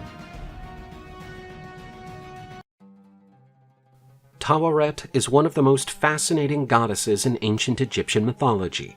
She is depicted as a female figure with a hippopotamus's head, lion's legs, and human breasts, a crocodile's tail, some of the most dangerous animals in Egyptian fauna. Despite this, Taweret was considered a goddess of protection and childbirth, and was often called upon by women who were pregnant or wished to become mothers. The goddess Taweret was popular among ancient Egyptians, often represented with amulets and ornaments. Her image was considered a protective symbol against illness and death, especially during childbirth. She was also seen as a guardian of the afterlife, helping the deceased to overcome dangers in the world of the dead. According to some versions of Egyptian myths, Taweret was the wife of Set, the god of violence and chaos. While this association may initially seem strange, the ancient Egyptians believed that Taweret could tame Set's rage and use it to benefit those in need of protection. Besides being a protective goddess, Taweret was considered a deity associated with water. The hippopotamus, the animal on her head, was often associated with Egypt's rivers and lakes. In Egyptian mythology, waters were a site of power and mystery, where spirits and deities could be found. As a goddess connected to the waters, Taweret was seen as a guardian of these mysteries and protector of travelers navigating the rivers. Although the goddess Taweret was an extremely important figure in ancient Egyptian mythology, little is known about her origins. Some scholars believe that she may have originally been a goddess from the Nile Delta region, where the hippopotamus was a very common animal. Others indicate that Taweret may have been imported from other regions, possibly Nubia or Libya. Regardless of the exact origins, Taweret is one of the most fascinating goddesses in Egyptian mythology, and her image is still a symbol of protection and good luck. In Egyptian mythology, Horus is the god of the sky. He embodies power, protection, and renewal. As the son of Isis, the goddess of magic, and Osiris, the god of the afterlife, Horus holds a main place in Egyptian mythology. He is often depicted as a man with a falcon's head, symbolizing his sovereignty over the sky. This crowned divine bird not only stands for celestial power and kingship, but also plays a key role in maintaining order and justice in the universe. The Horus myth embraces themes of revenge, justice, and political power. By worshipping Horus, the ancient Egyptians voiced their longing for stability, order, and continuity, all crucial elements for a prosperous and stable society. The god's birth is the outcome of one of the most dramatic and famous myths of ancient Egypt. The story of his rise begins with Osiris being murdered by his brother Set, who was jealous and ambitious. Set dismembered Osiris's body and scattered its parts throughout Egypt. In her relentless pursuit, Isis gathered the pieces of her husband's body and, using her magical powers, temporarily revived him. During this brief period of renewed life, Isis conceived Horus. He was born not only as a god, but also as a symbol of hope and renewal for the Egyptian world. His very existence was seen as a triumph over death and chaos, as represented by Set, and a symbol that order and justice could be restored. Horus was conceived to fight Set, trying to avenge his father's death and restore order. This battle was more than a mere confrontation between two gods. It was the eternal struggle between order and chaos, good and evil, light and darkness. With his association with the sky, the sun, and kingship, Horus represents order, stability, and legitimacy. By contrast, Set symbolizes the disruptive and volatile forces of the universe, the unexpected and the destructive. In many versions of this myth, the battle between them is lengthy and brutal, with each god losing and winning at various times. This narrative echoes the Egyptian understanding that the universe's balance is a dynamic phenomenon, where order and chaos are in constant turmoil. One of the most iconic details of this struggle is when Horus loses one of his eyes, which is later recovered, representing the notion of renewal and healing following the conflict. This Eye of Horus was a powerful symbol of protection and health in ancient Egypt. The conflict ended in an unusual way when Set was offered a lettuce in which Horus poured his divine seed. This humiliation gave Horus a position of superiority over Set, who now had the seed of order inside him. With Horus's triumph, he was granted the right by the divine court to exercise the authority that previously belonged to his father. As the incarnations of Horus, the pharaohs were considered Egypt's legitimate rulers, meant to maintain order against the forces of chaos. Horus is heavily tied to the establishment of the unified Egyptian state, a process that merges two distinct regions, Upper Egypt and Lower Egypt, into a single political and cultural entity. Horus is traditionally affiliated with Upper Egypt, but his iconographic depiction after unification often features him wearing a double crown. This is a merger of the Upper Egyptian white crown and the Lower Egyptian red crown. The double crown not only symbolizes the political unification of both regions, but also Horus's role as a unifier and a keeper of order and stability throughout Egypt. Horus's mythical feud with Set is also taken as an allegory for unification. In this context, Horus stands for the forces of order, legitimacy, and unification, whereas Set symbolizes the powers of chaos and disunity. Horus's eventual victory over Set is viewed as a metaphor for bridging internal divisions and establishing a unified state under central leadership. Additionally, as the protector of the pharaohs and the kingdom, Horus became an even more meaningful deity following unification. The unified Egyptian pharaohs were often portrayed as living incarnations of Horus. This reinforced the idea that the pharaoh was the legitimate ruler, meant to uphold unity and order throughout the kingdom, just as Horus had done. The reign of a pharaoh as an incarnation of Horus was not only a political event, but also an act of maintaining cosmic order. Horus was venerated throughout Egypt, and his cult is one of the earliest in ancient Egyptian religious history. Horus worship pervaded many aspects of Egyptian life, from the political sphere to everyday life, and was deeply ingrained in Egyptian culture and religion. The temples consecrated to Horus were worship sites and played an important role in local economic and political life. These temples' architecture was magnificent, with massive pillars, open courtyards, and sacred shrines. The walls were ornamented with reliefs and detailed engravings, illustrating Horus-related myths, worship rituals, and everyday scenes. Horus cult involved many rituals and festivals. Among the most important was the celebration of Horus's victory over Set, symbolizing the triumph of order over chaos. At such festivals, Horus statues were taken in processions, and the worshippers offered sacrifices and prayers. Additional rituals included daily offerings, songs, and prayers, as well as purification and renewal rituals. Horus also had a role to perform in the Egyptians' daily lives. He was used as protection against danger, to cure illnesses, especially in children, and as a guardian at moments of passage, such as death. Egyptian artistic representations of Horus express this deity's importance and complexity in the Egyptian pantheon. Horus iconography is encountered in a wide range of contexts, from grandiose sculptures and reliefs in temples to dainty paintings in tombs and everyday objects. The sculptures frequently depict Horus in a regal and imposing posture. Statues of Horus as a falcon, or as a man with a falcon's head, were common and frequently placed in temples as a symbol of protection and divine power. These sculptures range in size from small bronze figures to large stone statues. In temples dedicated to Horus, especially in Edfu, wall reliefs depict mythological scenes involving Horus, featuring his fight against Set, his association with the pharaoh, and his role in maintaining cosmic order. These embossments are saturated with detail and symbolic narratives. Horus was often portrayed in the tombs as a protector of the dead. He is seen leading the deceased to the afterlife or providing protection against evil spirits. These images underline the belief in intercession and in Horus's protective role in the afterlife. The god also appeared on a range of artifacts, such as amulets, jewelry, and everyday objects. The Eye of Horus in particular, a symbol of protection, health, and restoration, was a frequent image on amulets and paintings. As one of the most iconic deities in Egyptian mythology, Horus holds a prominent place in both the religion and culture of ancient Egypt.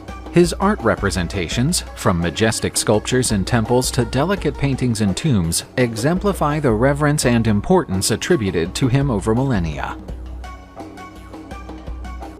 Apophis, also known as Apep, is a giant serpent in Egyptian mythology. This massive serpent is an agent of chaos and enemy of Ra, the solar deity. The serpent embodies evil and chaos. Apophis lived in the Duat, the Egyptian underworld, a place where he hid to try to ambush the solar god as he made his way through the underworld at night. The giant serpent was capable of causing earthquakes while moving in the depths.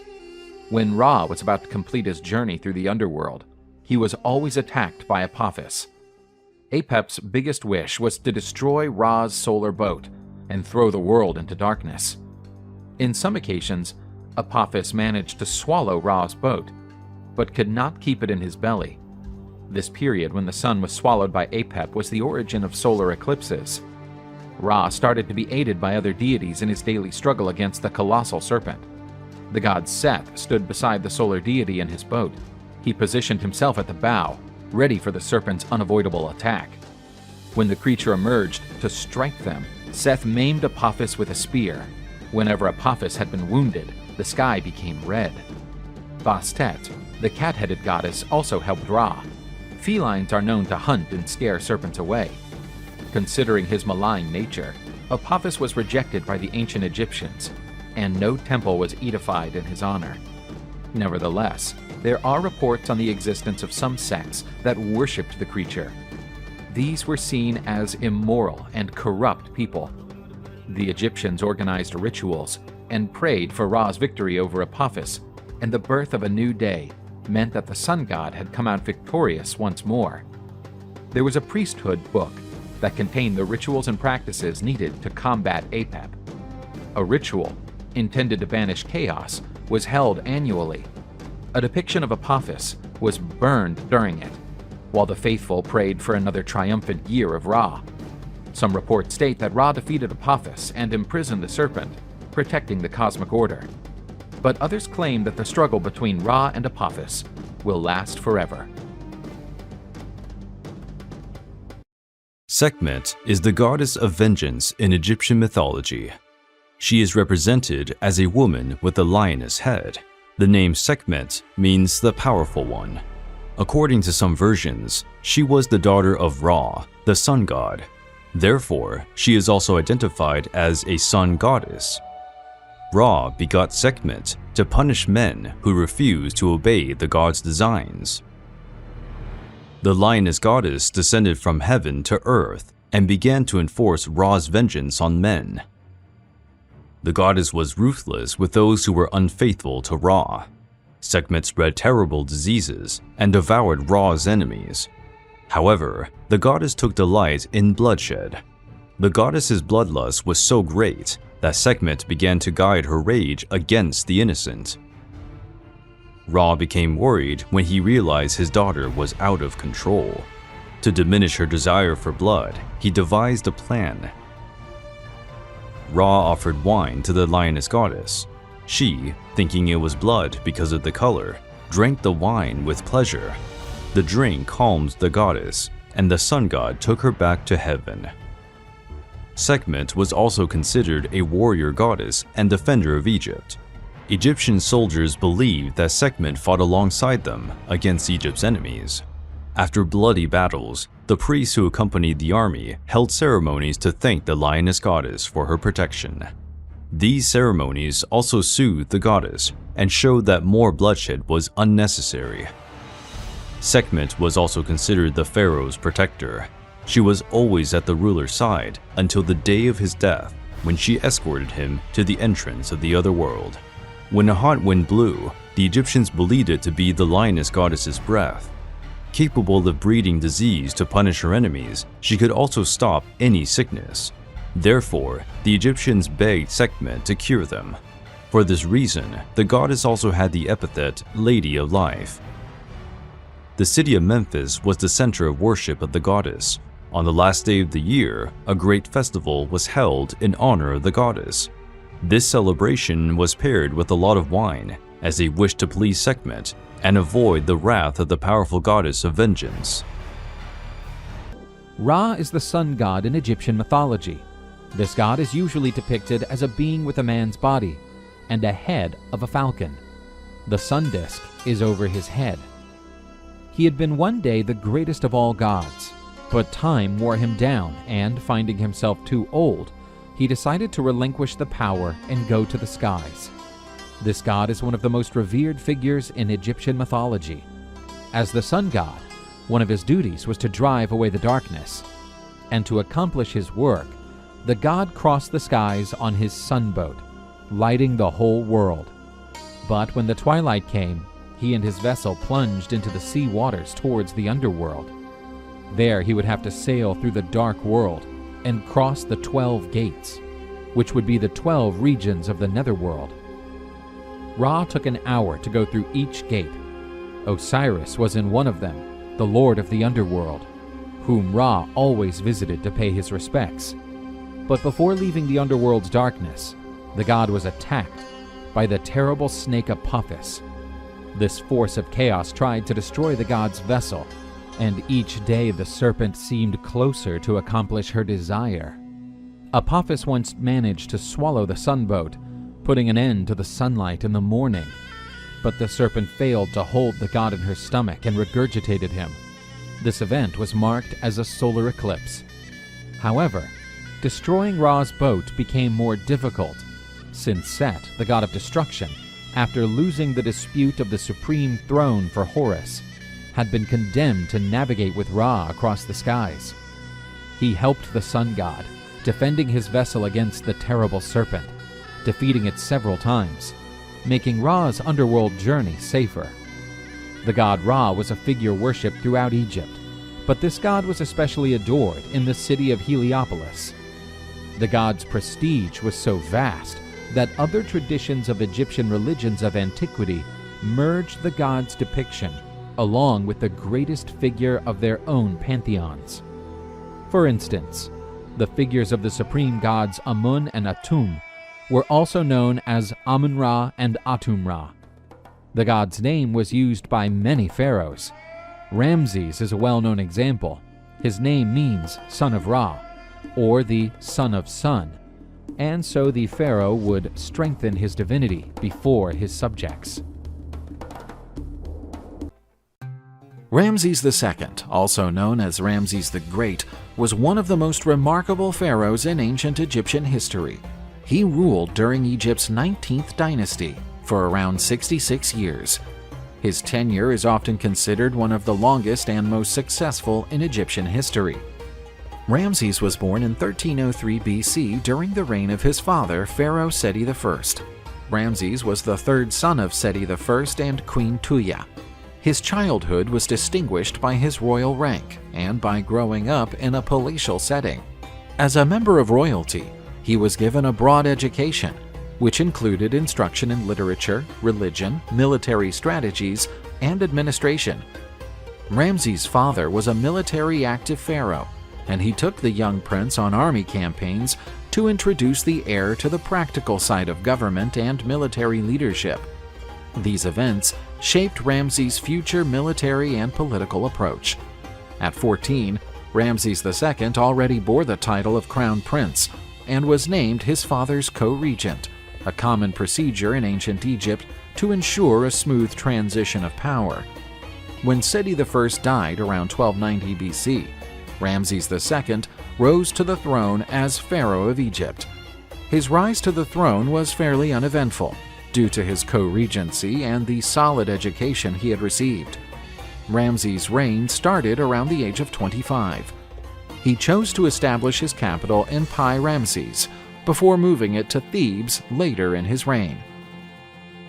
Ramses II was best known for his construction and renovation efforts throughout Egypt.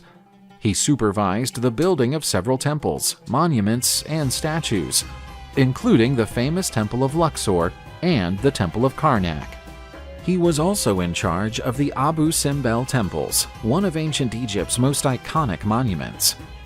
During the second year of his reign, Ramses II crushed an invasion of Shurdan pirate groups, also known as the Sea Peoples. They formed a confederation of mercenary warriors and pirates at the end of the Bronze Age and raided some of the most powerful kingdoms of that time. Ramses II's successful campaigns against the Sea Peoples helped bring stability to the eastern Mediterranean region during part of his reign. One of ancient Egypt's most famous and documented conflicts is the Battle of Kadesh, which took place around 1274 BC. The Levant region, which includes parts of Syria, Israel, and Palestine, was strategically important for its trade routes and natural resources. Egyptians and Hittites had conflicting interests in this region. Before the Battle of Kadesh, Ramses II and Hattusili III, king of the Hittite Empire, had signed a non-aggression treaty. But relations soured when Ramses II accused the Hittites of supporting rebels in the region. Ramses II headed a military campaign to retake control of the Levant and expel the rebels and their Hittite supporters. The pharaoh was counting on his larger and better trained forces, but the Hittites surprised the Egyptians with an initially successful strategy. They made a covert attack on Ramses' camp as the Egyptian forces were approaching the city of Kadesh. The Hittites' rapid deployment took the Egyptians by storm, encircling them from different directions. The Egyptian pharaoh was isolated temporarily from the rest of his troops, and, with the help of his personal guard, fought for his life until reinforcements arrived. Ramses II reported the battle personally, narrating a one-on-one duel with the Hittite prince. Ramses II succeeded in defeating his initial attackers and fled the camp to rejoin his main troops. The Hittites, believing that their enemies had been utterly defeated, stopped to loot the Egyptian camp and made themselves sitting ducks for Ramses II's counterattack. The Egyptians charged full force into the Hittites' unruly ranks, and they had no choice but to flee. During the ensuing chase, the heavier Hittite chariots were easily overtaken and swept aside by the lighter and faster Egyptian chariots. The battle ended in a stalemate, heavily casualties on both sides. Rather than pursue further hostilities, the Egyptians and Hittites chose to negotiate a peace agreement, which became known as the Treaty of Kadesh, one of the earliest historical evidences of an international peace treaty. The agreement established a defensive alliance between Egypt and the Hittites against external threats. The treaty also provided a stable period in relations between Egypt and the Hittites, scoring an early example of international diplomacy. Ramses II also led several military campaigns in the south, in the Nubian region, to protect Egypt's borders and control the region's resources.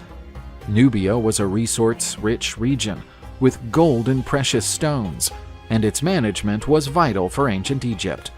Ramses II followed a policy of integrating members of the conquered Nubian groups into his army. This not only bolstered the Egyptian troops, but also contributed to assimilation and the maintenance of regional stability. Ramses II was renowned for promoting a powerful and divine image of himself. Sculptures and texts carved as stone reliefs by earlier pharaohs could easily be erased, and so their images and words were twisted by their successors. Ramses, therefore, insisted that his sculptures be etched deeply into the stone, which not only made them less susceptible to later changes, but also made them more striking when exposed to sunlight. Ramses had a meaningful family life, with several wives and several sons and daughters. Nefertari was one of Ramses' most adored and influential wives. She had a leading role in his life, and monuments such as the Abu Simbel Temple bear inscriptions and representations dedicated to her. Meritamen was one of Ramses II's daughters, but she also became one of his wives. Marrying daughters was a common practice among Egyptian royalty to maintain royal lineages. The said festivals were renewal rituals where the pharaoh attended several rites and ceremonies to prove his vitality, strength, and ability to continue to rule successfully. During the said festivals, Ramses II participated in religious ceremonies to honor the Egyptian gods. These ceremonies were carried out in temples and included offerings and prayers. This ritual symbolized the continuity of royal authority and the guarantee of stability and prosperity for Egypt. Ramses II ruled for around 66 years, making him one of the longest-lived pharaohs in Egyptian history.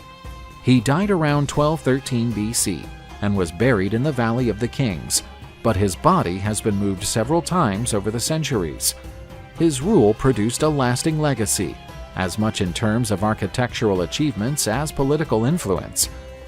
Ramses II's successor was his 13th son, named Merneptah.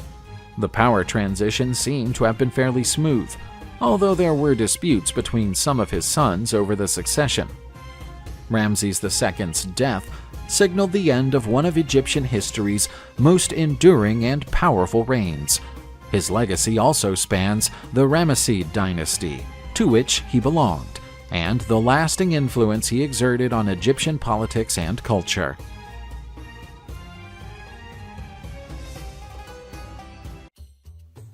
Hatshepsut was among ancient Egypt's most outstanding figures, being one of the few women to rule as pharaoh. Her story is fascinating and steeped in political intrigue and remarkable achievements. Hatshepsut was born around 1508 BC. She was the daughter of Pharaoh Thutmose I and Queen Ahmose. Her birth name meant the noblest of noblewomen. It became clear from an early age that Hatshepsut was no average child. Her eyes were piercing, charged with purpose, as if she already knew that she was destined for great things. As she grew up, Hatshepsut revealed outstanding wit and intelligence, learning from the wise men and advisors around the royal court. She was a keen observer, eagerly absorbing every teaching. Her father Thutmose I spotted her potential and educated her in the art of ruling and leadership, setting her up to one day take on responsibilities that challenged the conventions of her time.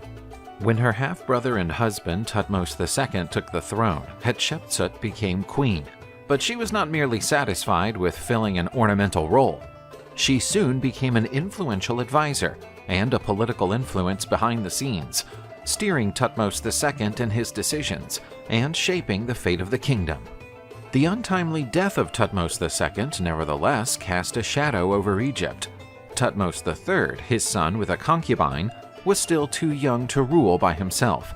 At a pivotal moment, Hatshepsut stepped into the role of regent, vowing to protect the throne and the Egyptian people. But Hatshepsut harbored even loftier ambitions. Knowing her ability and determined to ensure the stability of Egypt, she took a bold decision.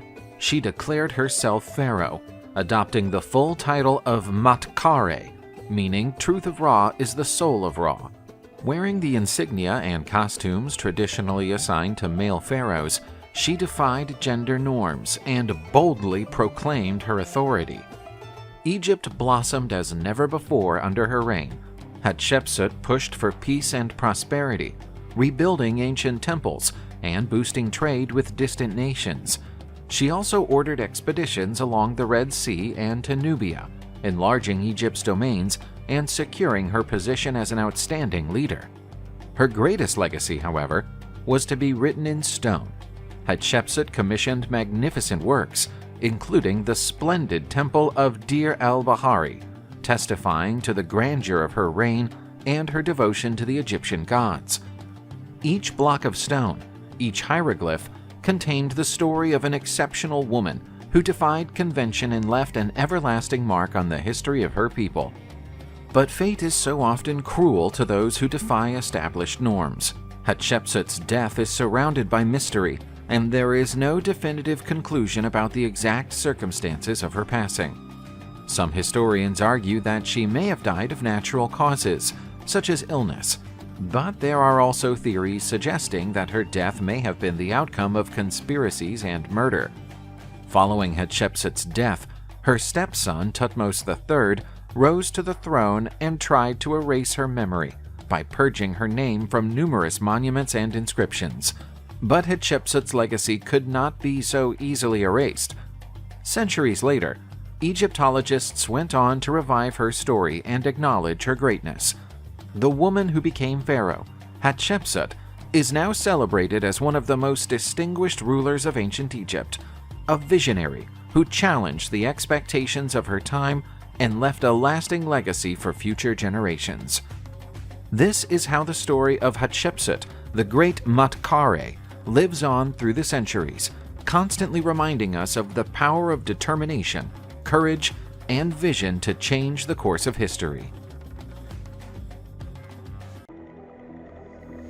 Akhenaten, also known as Amenhotep IV, was a pharaoh from ancient Egypt's 18th dynasty, reigning from approximately 1353 to 1334 BC. He was known in Egyptian history for his eccentric personality and tumultuous role, often referred to in antiquity as the Mad Pharaoh. Akhenaten was the son of Pharaoh Amenhotep III and Queen Tai. A member of the royal family, he was brought up in the lavish palaces and temples of ancient Egypt, in a privileged and powerful milieu. As crown prince, Akhenaten was taught religion, literature, art, history, mathematics, as well as military and administrative skills. This education prepared the prince for his future role as pharaoh. Once Akhenaten reached a certain age, he married Nefertiti, a woman who would become one of ancient Egypt's most famous queens. She gave birth to many of Akhenaten's daughters and one son, who would go on to become the famous pharaoh Tutankhamun. The couple were keen for their family's image to be eternalized in paintings and reliefs, which certainly went against the customs of Egyptian royalty at the time. Akhenaten's father, the pharaoh Amenhotep III, reigned during a long and mostly peaceful period, featuring diplomatic relations with neighboring nations, architectural developments, and financial stability. Following the death of his father, Akhenaten assumed the Egyptian throne in 1353 BC. In his 5th year as pharaoh, Akhenaten officially switched his birth name from Amenhotep IV to the one that made him famous, Akhenaten, meaning he who is effective to Aten. Akhenaten may have been introduced to the idea of a monotheistic religion during his childhood and adolescence, i.e. the belief in a single creator god. Not long after becoming pharaoh, Akhenaten took up the cult of the god Aten, said to be an aspect of the sun god, higher than the ancient god Ra of the Egyptian pantheon. Nonetheless, Akhenaten's zeal for the cult of Aten grew stronger, and he progressively sidelined other deities, exalting Aten as the only supreme god. Egypt was under the strong sway of the Temple of Amun priesthood during Akhenaten's reign, who had amassed a great deal of power and wealth over time. The Temple of Amun at Karnak, in the city of Thebes, Egypt's capital at the time, was the Egyptian people's most powerful religious center. With extensive territories and resources under their control, Amun's priestly class had both political and religious power, and were extremely dissatisfied with the religious reforms that Akhenaten had planned. Akhenaten was directly defying Amun's powerful priestly hierarchy by promoting the cult of the god of Aten and rejecting Egypt's traditional polytheistic religion and its other deities. He took steps to reduce the priests' power and influence, which included closing temples devoted to traditional gods and diverting religious resources and tributes to the cult of Aten. One of Akhenaten's most radical measures was to set up a new capital called Akhenaten. This change removed the center of royal power from the jurisdiction of the Amun priests in Thebes and solidified the new religious order. Marginalizing the Amun priests and dismissing traditional religious practices altered artistic depictions, language, and even aspects of the Egyptian population's daily life. Amun's priesthood tried to hide the statues and sacred texts from the palace guards, sent to crack down on them in response to the relentless religious persecution ordered by the pharaoh.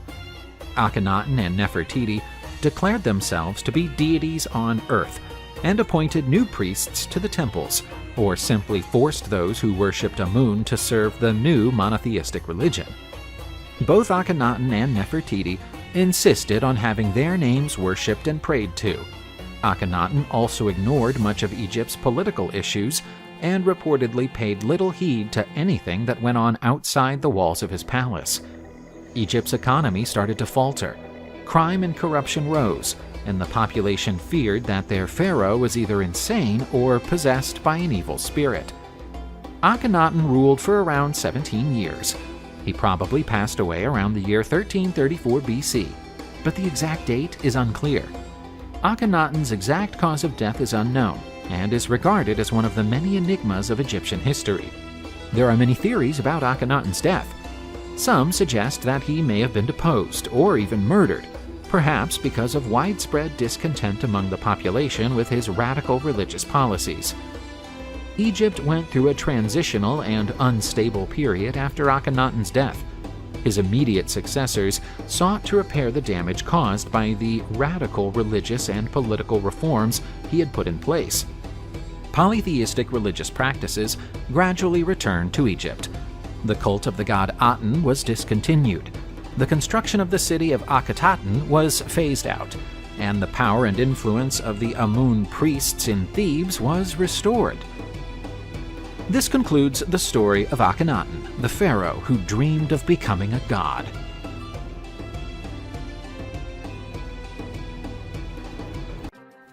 Ancient Egypt was the setting for some of antiquity's most momentous dynastic quarrels.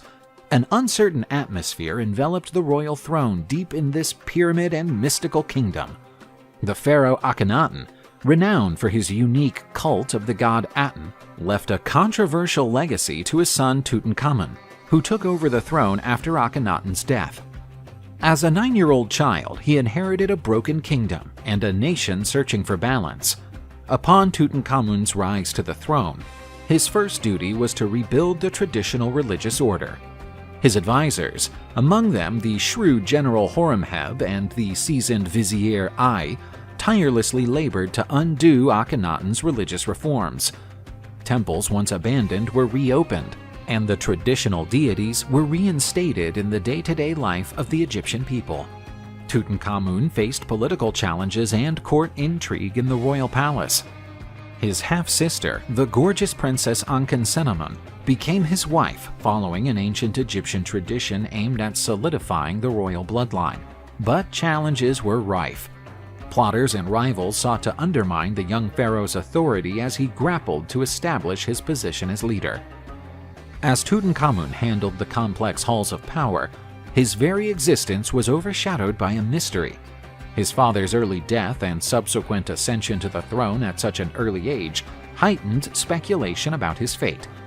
Tutankhamun allegedly suffered from poor health, and the young pharaoh was said to be a cursed man, with rumors spreading through the palace. Despite the obstacles, Tutankhamun endeavored to stabilize the kingdom. Trading prospered under his leadership, the borders were upheld, and the people found relief from the afflictions of the past. The young pharaoh proved wise beyond his age, guiding Egypt through an age of rebirth and reconstruction. Counselors, generals, and priests, each craving influence over the young pharaoh, became players in an intriguing game designed to shape Egypt's destiny. General Horemheb, Tutankhamun's loyal advisor, became a central figure in this contest. His military acumen was as sharp as a sword's blade, and his ambition drove him to cement power amid all the uncertainty surrounding the succession. Tutankhamun's marriage to Akhenaten, while intended to bolster the royal lineage, came with a host of problems. Rumors of marital strife and intrigue in the harem were circulating among the Egyptian nobility, threatening the young pharaoh's stability. In the meantime, other members of the court, such as the wise vizier Ai, were lurking in the shadows, forging alliances and plotting to secure his own ascension. Although Tutankhamun's rule was notable for its outstanding achievements, it was tragically brief. The young pharaoh, who took the throne at 9, saw his tenure come to a premature end at 18. His mystery-shrouded death still intrigues archaeologists and historians to this day. Several theories have been offered to explain Tutankhamun's death. Some scholars have suggested that he died of disease, with malaria being a strong possibility, given the conducive conditions of his time. Other theories involve him having an accident or a leg wound that may have gotten infected. More sensationalist claims include the murder hypothesis. Palace intrigues and power struggles are alleged to have led to a plot to remove the young pharaoh from the throne. But the lack of conclusive evidence renders this theory merely a matter of speculation and debate among scholars. Following Tutankhamun's premature death, the general Horemheb arose as a leading figure in the halls of power. With no direct heir, Horemheb decided to ascend to the throne, becoming the new Egyptian pharaoh. Horemheb's successor, the vizier Ai, assumed the throne, repeating his predecessor's policies. Ai was succeeded by a young military man called Ramesses I, who started the 19th dynasty, cementing the order in Egypt. Tutankhamun's legacy was immortalized by his magnificent tomb and its treasures. Howard Carter's discovery of the tomb in 1922 triggered a global fascination with ancient Egypt, propelling Tutankhamun to posthumous fame.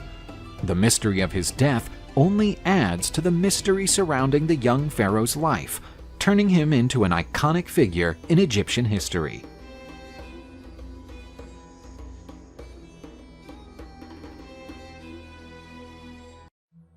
Cleopatra was born in 69 BC in the city of Alexandria, founded by Alexander the Great, situated in the Nile Delta.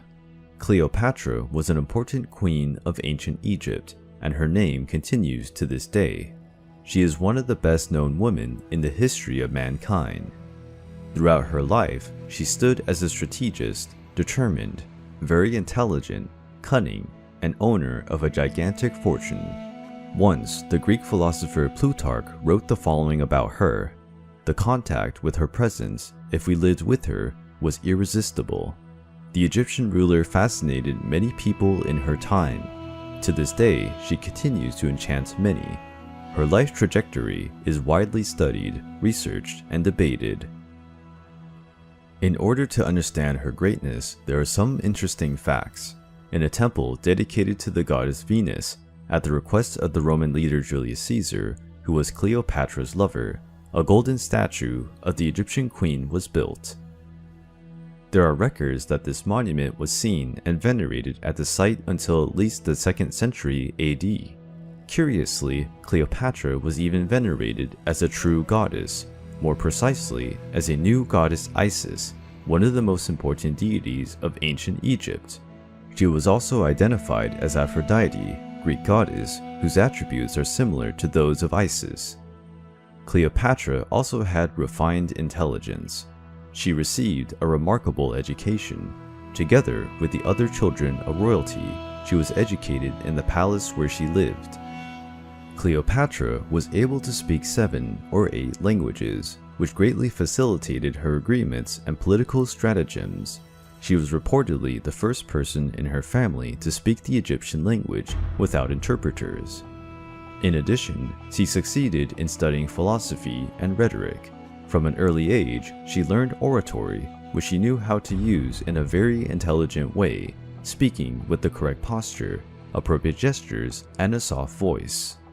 With regard to her vast knowledge, it should be remembered that Cleopatra lived in Alexandria, a cultural center in antiquity, with the famous Library of Alexandria, full of many literary works in an unprecedented structure.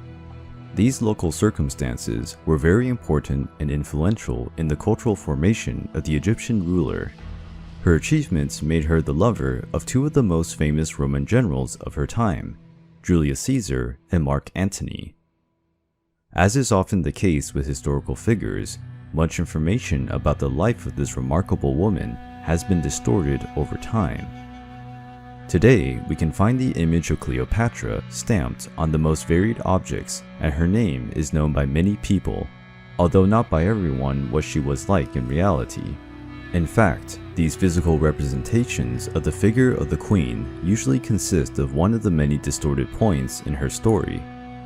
Regarding the queen's look, Plutarch wrote the following words: "She wasn't so unique that there were no comparison, or that we couldn't look at her without being touched." We can also get an idea of how she was physically through various coins that were created and circulated at the time when Cleopatra lived. These objects are the most reliable sources for us to imagine what she looked like. There are also some busts sculpted over time that apparently represent the queen. When we see the coins, we notice the protrusion of the nose and chin. In fact, the philosopher Pascal wrote, "If Cleopatra's nose had been smaller, the whole face of the world would have been different." Taking into account this comic phrase and noticing the features that the powerful Egyptian woman has in the coins, we can conclude that perhaps she was not as extraordinarily beautiful as the cinema showed us. But one thing is certain, her conquest and way of being surpass any Hollywood representation. Let's see now why. Cleopatra belonged to the Ptolemaic Dynasty, which was in power for 3 long centuries. Their rule was marked by many marriages and murders among the family members. This imposing dynasty was born after the death of the mighty Alexander the Great, king of Macedonia. With his death, his empire was divided among his generals. An ancestor of Cleopatra, Ptolemy I Soter, was among them, who initiated the Ptolemaic Dynasty after starting to rule the magnificent city of Alexandria, an unparalleled cultural center of ancient Egypt. In view of this genealogical tree, it is important to remember that the powerful Cleopatra referred to in this video is Cleopatra VII. 6 other Cleopatra preceded her in her family lineage. In Alexandria, the queen lived in a luxurious palace, full of wealthiness and beautiful ornaments. The palace was huge and spacious, with more than 100 rooms and a stunning external landscape. There were breathtaking gardens, decorated with beautiful statues and fountains. This fantastic palace was constantly enlarged, with successive generations of Ptolemaic figures. The site became the most luxurious palace in the Mediterranean. Cleopatra, daughter of Ptolemy XII, grew up in this reality. She had 2 sisters, Berenice IV and Arsinoe IV, and 2 brothers, Ptolemy XIII and Ptolemy XIV. When her mother died, Berenice IV settled in power, but her period as ruler was short, and the young woman was killed by her own father. It is important to underline again that the lineage of the Ptolemies had as one of its main characteristics the murders. Later, Arsinoe IV was exiled by Julius Caesar and later executed by Mark Antony at the behest of his own sister Cleopatra. The fate of Ptolemy XIV was no different. Cleopatra began to rule Egypt at the age of 17, after the death of her father. According to tradition, she married his brother Ptolemy XIII, who, at the time, was only 13 years old. Sometime after Cleopatra became the queen of Egypt, her brother and husband, Ptolemy XIII, began to take an interest in ruling the country without the intervention of his sister. Pothinus, Achillas, and Theodotus of Chios, 3 important advisors to the young king, agreed with this idea to persuade the young man to break with Cleopatra and remove her from power. The queen, during her government, wanted to maintain political ties with Italy in a showcase of her strategic skills. Her goal was to strengthen friendship with the Romans, who could be important allies in the event of a civil war in Egypt. Her main ally would be General Pompey, leader of one of the most traditional Roman families. These diplomatic maneuvers led to Cleopatra being accused of treason for deceiving her brother. At the age of 21, the young ruler was forced to leave Alexandria and went into exile in Syria, where she assembled an army. The young Egyptian king and his 3 advisors decided to go in search of the queen to prevent her return to Alexandria at all costs. However, during their search, they learned of the unexpected news. Pompey, who rivaled the great Julius Caesar, was on his way to Egyptian lands. He thought he would be welcomed by the pharaoh himself, since he had been a great friend of his father. Pompey the Great was a very skilled general. Throughout his life, he conquered countless nations in Africa, Asia, and Europe.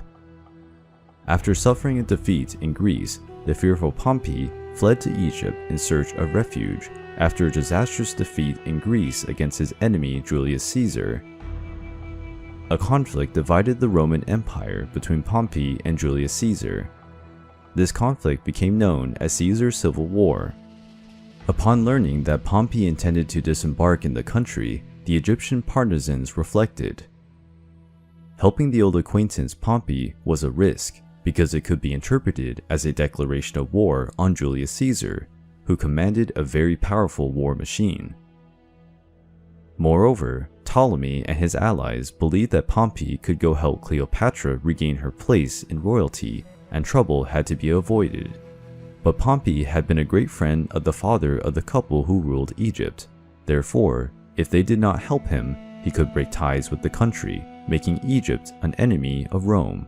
Theodotus and the 2 other counselors, Achilles and Pothinus, reflected on the matter.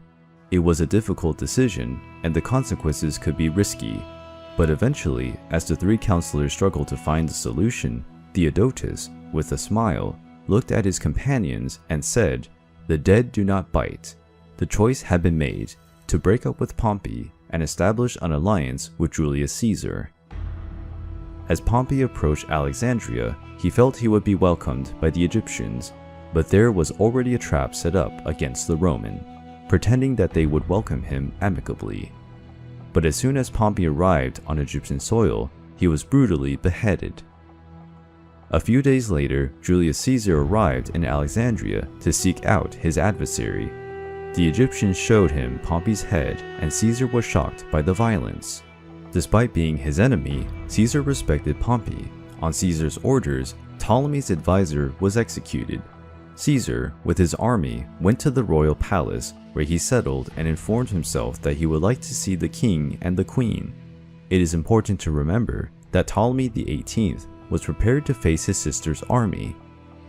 When he was informed of Julius Caesar's arrival, he headed for his palace. And Cleopatra? How could she return if she had abandoned Alexandria, and if her brother and faithful guardians wanted her away from the city? She was in danger, and she knew that she could not be seen. Then the queen had a rather unusual idea. In order to meet Julius Caesar, she created a plan, and to put it into practice, had the help of a Sicilian supplier named Apollodorus. They entered a boat where the queen was hidden, sailing the Nile River for 8 days. When they approached Alexandria, Cleopatra, still with the help of Apollodorus, entered a papyrus-made sack. The queen's accomplice tied the big sack with a leather rope and carefully entered the palace, leaving the sack in Julius Caesar's room. We don't know exactly what the Roman's reaction was when he found Cleopatra, but the Egyptian woman conquered him immediately. With Caesar by his side, everything would be easier. The opportunity to get rid of his brother and rule according to his interests was finally within her reach. With Pompey's assassination, Julius Caesar had a very negative opinion of Ptolemy. Cleopatra used the death of his former ally to her advantage. the queen convinced Caesar that she was the right person for the throne of Egypt. The Queen of Egypt and Julius Caesar entered a loving relationship. Caesar's decision to support Cleopatra angered Ptolemy, who declared war on Julius Caesar. The Roman general was at a numerical disadvantage and took a defensive position. This event became known as the Siege of Alexandria. Caesar and his men fought hard to defend their position, waiting for reinforcements. When his allies arrived, Caesar defeated Ptolemy's army at the Battle of the Nile. The young pharaoh drowned in the river. With Julius Caesar, the queen had a son named Ptolemy Caesar, historically and popularly known as Caesarion. Caesar's support was crucial to the consolidation of Cleopatra's power in Egypt. The Roman general returned to Rome, and Cleopatra reigned over Egypt. Everything seemed to go according to plan, but a huge turnaround would eventually happen. Cleopatra had consolidated her power on the throne of Egypt, and under her administration, Egypt prospered and the city of Alexandria experienced a cultural boom financed by the queen. Cleopatra organized an expedition to Rome. In the city, she stayed at Julius Caesar's mansion. The Egyptian queen took her son Caesarion in the voyage, the fruit of her union with the Roman general. Julius Caesar was at the height of his power and, as the leader of his nation, made several political and social reforms. He also organized a triumph in his own honor. The Parade of Caesar had the presence of Arisane, Cleopatra's sister, displayed as a prisoner, symbol of Rome's victory over the Egyptians. Caesar introduced the city to the Egyptian queen, but at the time, Rome did not yet have the glory that brought it into history. It was not yet comparable to Alexandria, the capital of Ptolemaic Egypt. Caesar's relationship with the foreigner was frowned upon by the Roman elite. There were a lot of rumors and lies about the couple. Caesar was named dictator in perpetuity and had an unrivaled power. The Roman senators were left without much of their influence and feared losing their remaining power. So they conspired against Caesar's life. In 44 BC, Julius Caesar was murdered by Roman politicians in a Senate session. Chaos engulfed Rome. General Mark Antony, Caesar's right-hand man, pursued the conspirators. In a public square, he read Caesar's will, where his son with Cleopatra was not among the heirs. In his will, Caesar indicated his nephew Octavius as his successor. Rome was no longer a safe place for the Egyptian queen, and she returned to her kingdom. Meanwhile, Octavius and Mark Antony led their armies in the persecution of the men who betrayed Caesar. There was a remarkable encounter between Cleopatra and Mark Antony. In the year 41, he sent a messenger to Alexandria. Through this man, he called the queen for a meeting in Tarsus, a city located in present-day Turkey. The Egyptian queen arrived at the agreed place in a dazzling boat. The ship had a stern made of gold, its oars were made of silver, and the sails were purple. The navigation was accompanied by music. Fife, lyre, and flute were played. The queen, beautiful and ornated, was freshened up by her servants, and the boat had a wonderful smell. The entire population left their duties to follow Cleopatra's triumphal arrival. Mark Antony fell in love with her immediately. Still, in 41 BC, Cleopatra invited the mighty Mark Antony to visit Alexandria. However, after spending some time in the Egyptian city and getting involved with the queen, the Roman left and the two continued to exchange correspondence. The couple only met again after a long time, but before that reunion, something happened. In 40 BC, Cleopatra gave birth to twins, recognized by Mark Antony himself as their heirs. The children were called Helios, a Greek origin, which means sun, and Selene, which means moon. During the absence of the Roman, where he was separated from the Egyptian queen, He even resumed his relationship with his wife Fulvia in Rome, although he could not forget Cleopatra. Fulvia eventually died, which may have made things easier and made it possible for Mark Antony to finally join Cleopatra once again. But Octavius, Julius Caesar's nephew, did not want that to happen. He suggested that his sister, Octavia, should marry the Roman general. That happened, and they had 3 kids in 2 years. Mark Antony, after Caesar's death, became consul general. Later, his power was divided between him, Octavius, and Lepidus, a political association known as the Second Triumvirate. Lepidus distanced himself from political life, which led to a dispute between Octavius and Mark Antony. The power in Rome was divided between the two. Caesar's nephew ruled the west, while Mark Antony managed the eastern provinces. Although he was married, and even against Octavius's will, the romance between Mark Antony and Cleopatra was not over. They met again in the city of Antioch, where they made their union official. The romance between the two was thriving, and they both seemed in love in Alexandria. The couple had many parties and banquets where they displayed their sovereignty. However, the Roman was forced to leave Egypt after an attack by the Parthians in Syria and Asia Minor, the inhabitants of the Parthian Empire in ancient Persia. Octavius reproved this union and was frustrated by the relationship between the Roman and the mighty Egyptian. In part, this was due to his sister Octavia, who ended up rejected by Mark Antony, and also for fear of losing part of the Roman Empire to the couple. A new civil war broke out in Rome between the supporters of Mark Antony and the defenders of Octavius. The Battle of Actium happened in 31 BC in a region in Greece, where both faced each other. Cleopatra accompanied her husband as he headed towards the long battle.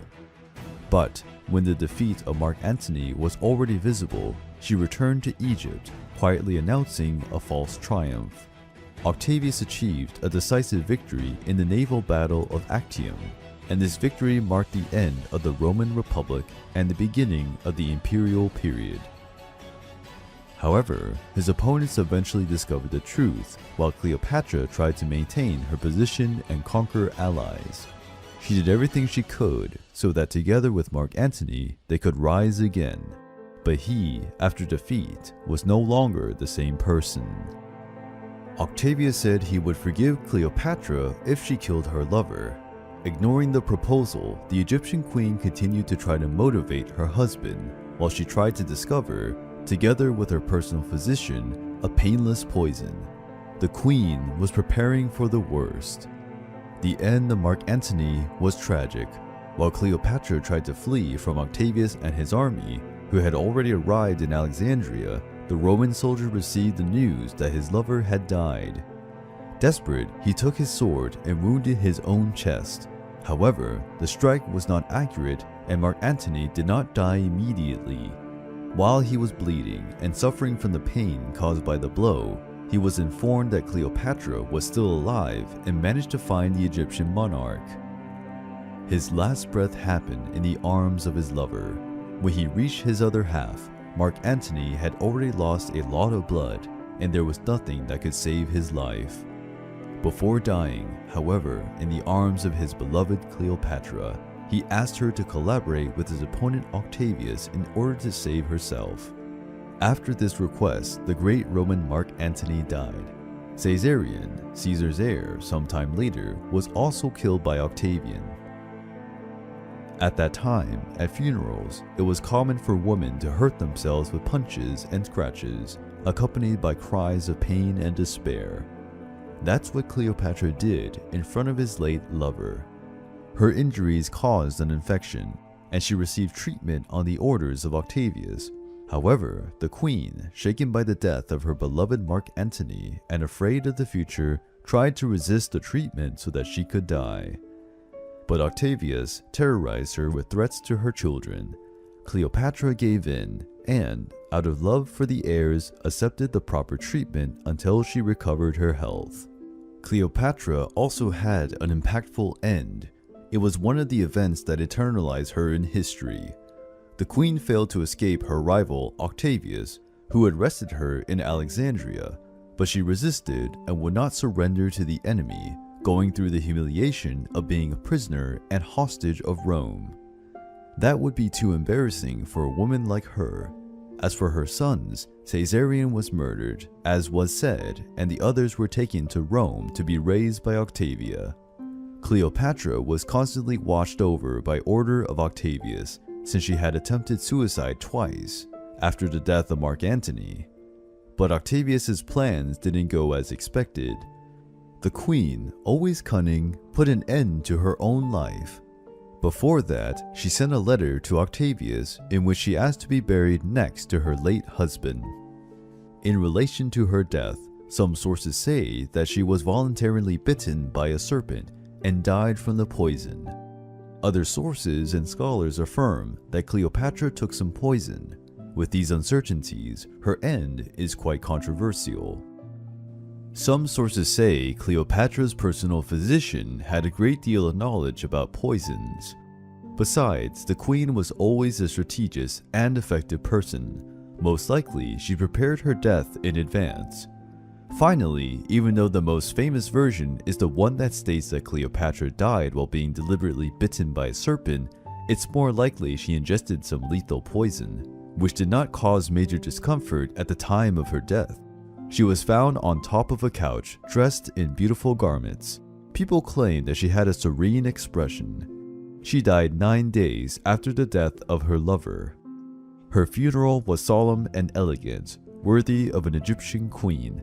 Her request to be buried next to Mark Antony was respected. After the death of the powerful monarch, Egypt became a Roman province. It was the end of the hegemony of the Ptolemaic Dynasty in Egypt. Cleopatra's story is fascinating. Many of her female ancestors were important Egyptian rulers along with their husbands. Curiously, Egyptian women at that time had more freedom than women from other civilizations. Cleopatra did not play a secondary role in this lineage of women rulers and was a renowned figure. Her life journey was particularly hectic and impressive in many ways. Firstly, the Ptolemaic lineage, which is impressive due to the number of murders among the family members themselves. This habit, indeed, was inherited by Cleopatra. But regardless of these murders, the Ptolemaic government was very important to Egypt, and Cleopatra had major responsibilities and had to make important decisions throughout her life as ruler of Egypt. She had admirers and rivals. She was skillful, proactive, and extremely influential. She was a rare, special, quite determined woman. She always had strategies to achieve all her goals. Cleopatra marveled everyone because of her great knowledge and also because of her differentiated intelligence. The profile of the Egyptian queen, with all these qualities, allow her to conquer two of the most legendary characters in our history, the powerful Julius Caesar and Mark Antony. And, as time went by, Cleopatra's figure was often misrepresented, and the Egyptian woman was seen with prejudice. At times, it seems that her entire life path and conquest boiled down to having seduced these two Romans. But this view of the queen's life is simplistic, since she has had great political achievements. In any case, the legendary Egyptian queen has become a source of inspiration for some of the greatest artists in history. Among them, the painter Michelangelo, William Shakespeare. In their hands, the ruler became an illustrious piece of art. As we learn more about her story, we realize it's not by chance that Cleopatra has fascinated so many people in her time, and continues to captivate so many others in this day and age.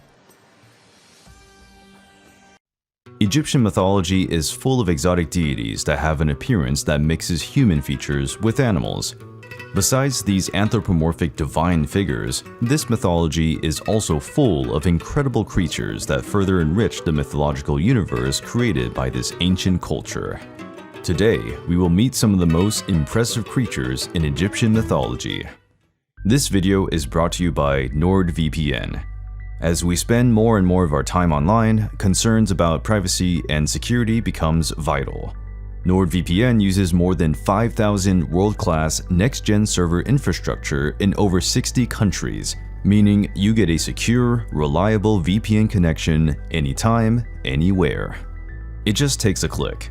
Open the map, click on a location, and you'll be connected in seconds. It's that easy. Access from anywhere.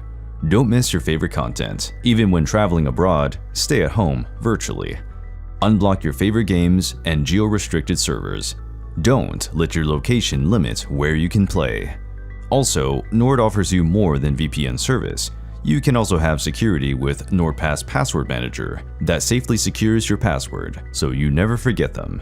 And NordLocker, a virtual cloud service that you can use to store and access your files safely anywhere you are. You can use NordVPN on up to 6 devices at main platforms: Windows, Android, iOS, macOS, and Linux, even on your Android TV. Go to nordvpn.com/seeyouinhistory to get a 2-year plan plus 1 additional month with a huge discount. It's risk-free with Nord's 30-day money-back guarantee. Make your connection to the world safer and more discreet with NordVPN. In ancient Egypt, the sun was considered the supreme deity. It was represented by Ra, a god with the body of a man and the head of a falcon.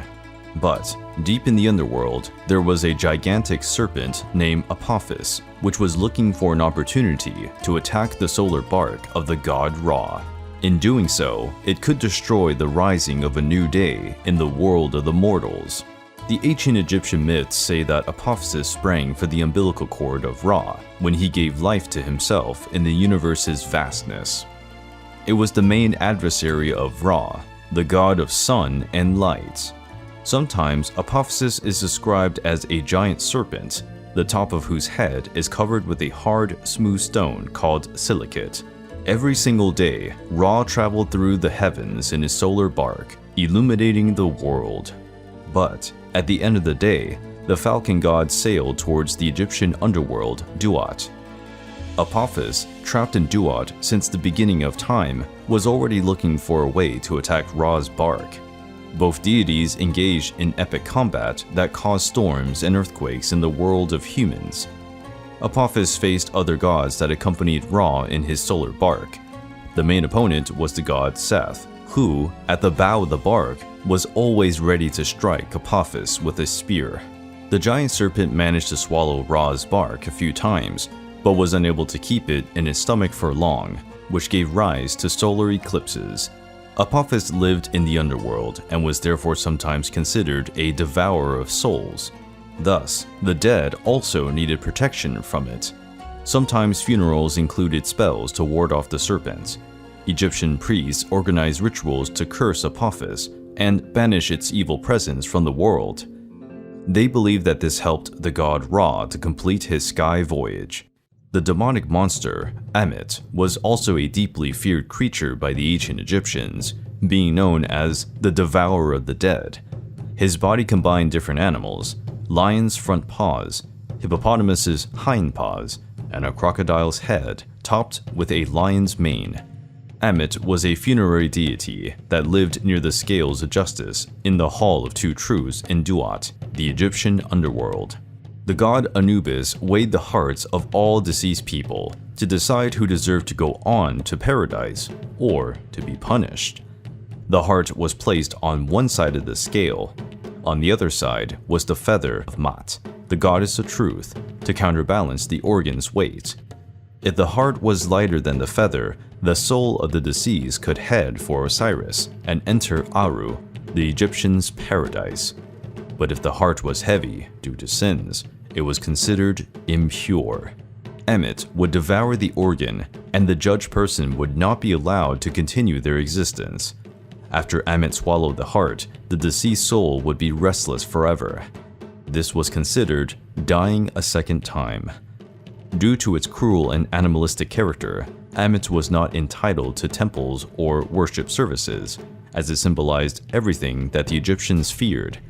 It threatened to imprison them in eternal suffering if they did not live an honest and kind life. Ammit represented the fairness of the afterlife. Everyone, rich or poor, good or bad, would be judged equally at the end of their lives. Not all mythological creatures had a grotesque or supernatural appearance. Some took on simple forms, but also limiting their powers. Bennu is one of the oldest deities in Egypt, being related to creation and rebirth. It is the original inspiration for the phoenix legends that have developed in various cultures. Usually depicted as a huge gray heron wearing a pharaoh's crown, Bennu, like the god of Ra, was a self-created being with an important role in the world's establishment. An ancient myth says that Bennu flew over the waters of Nun, the primordial ocean that existed before creation, landing on a rock and uttering a call that determined the nature of creation. Bennu was considered immortal, able to renew itself periodically. The same reasoning was applied to the sun that rose every day in the sky. It was also a symbol of rebirth associated with Osiris. It was often one of the forms taken by the god of the underworld to visit the mortal realm. Part of the first creatures to appear in the world, along with Atum and Ra, Bennu was worshipped as its cult center in Heliopolis. It was depicted in ancient paintings and funerary amulets as a symbol of rebirth. Beyond the Egyptian borders lived a wild and frightening creature, Serpopard. It was a monster with the body and head of a lion or leopard, and a long neck resembling the body of a serpent. Serpopard is also in Mesopotamian myths, where it is represented as a lioness with an exceptionally long neck. In ancient Egypt, Serpopards symbolize agents of chaos. They were often depicted in pairs in paintings, in high reliefs, hunting other animals, or with their necks entwined. Serpopards played an important role in the religious concepts of Upper and Lower Egypt. They were probably animals associated with protection and royalty. The image of this bizarre creature was used on household utensils of the Egyptian nobility and pharaohs. Another hybrid creature from Egyptian mythology is the griffin.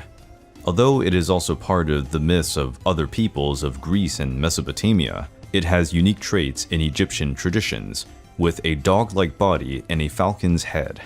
The Egyptian griffin assumed various shapes and sizes. Some depictions had wings, a leopard-like body, and a human head emerging on its back.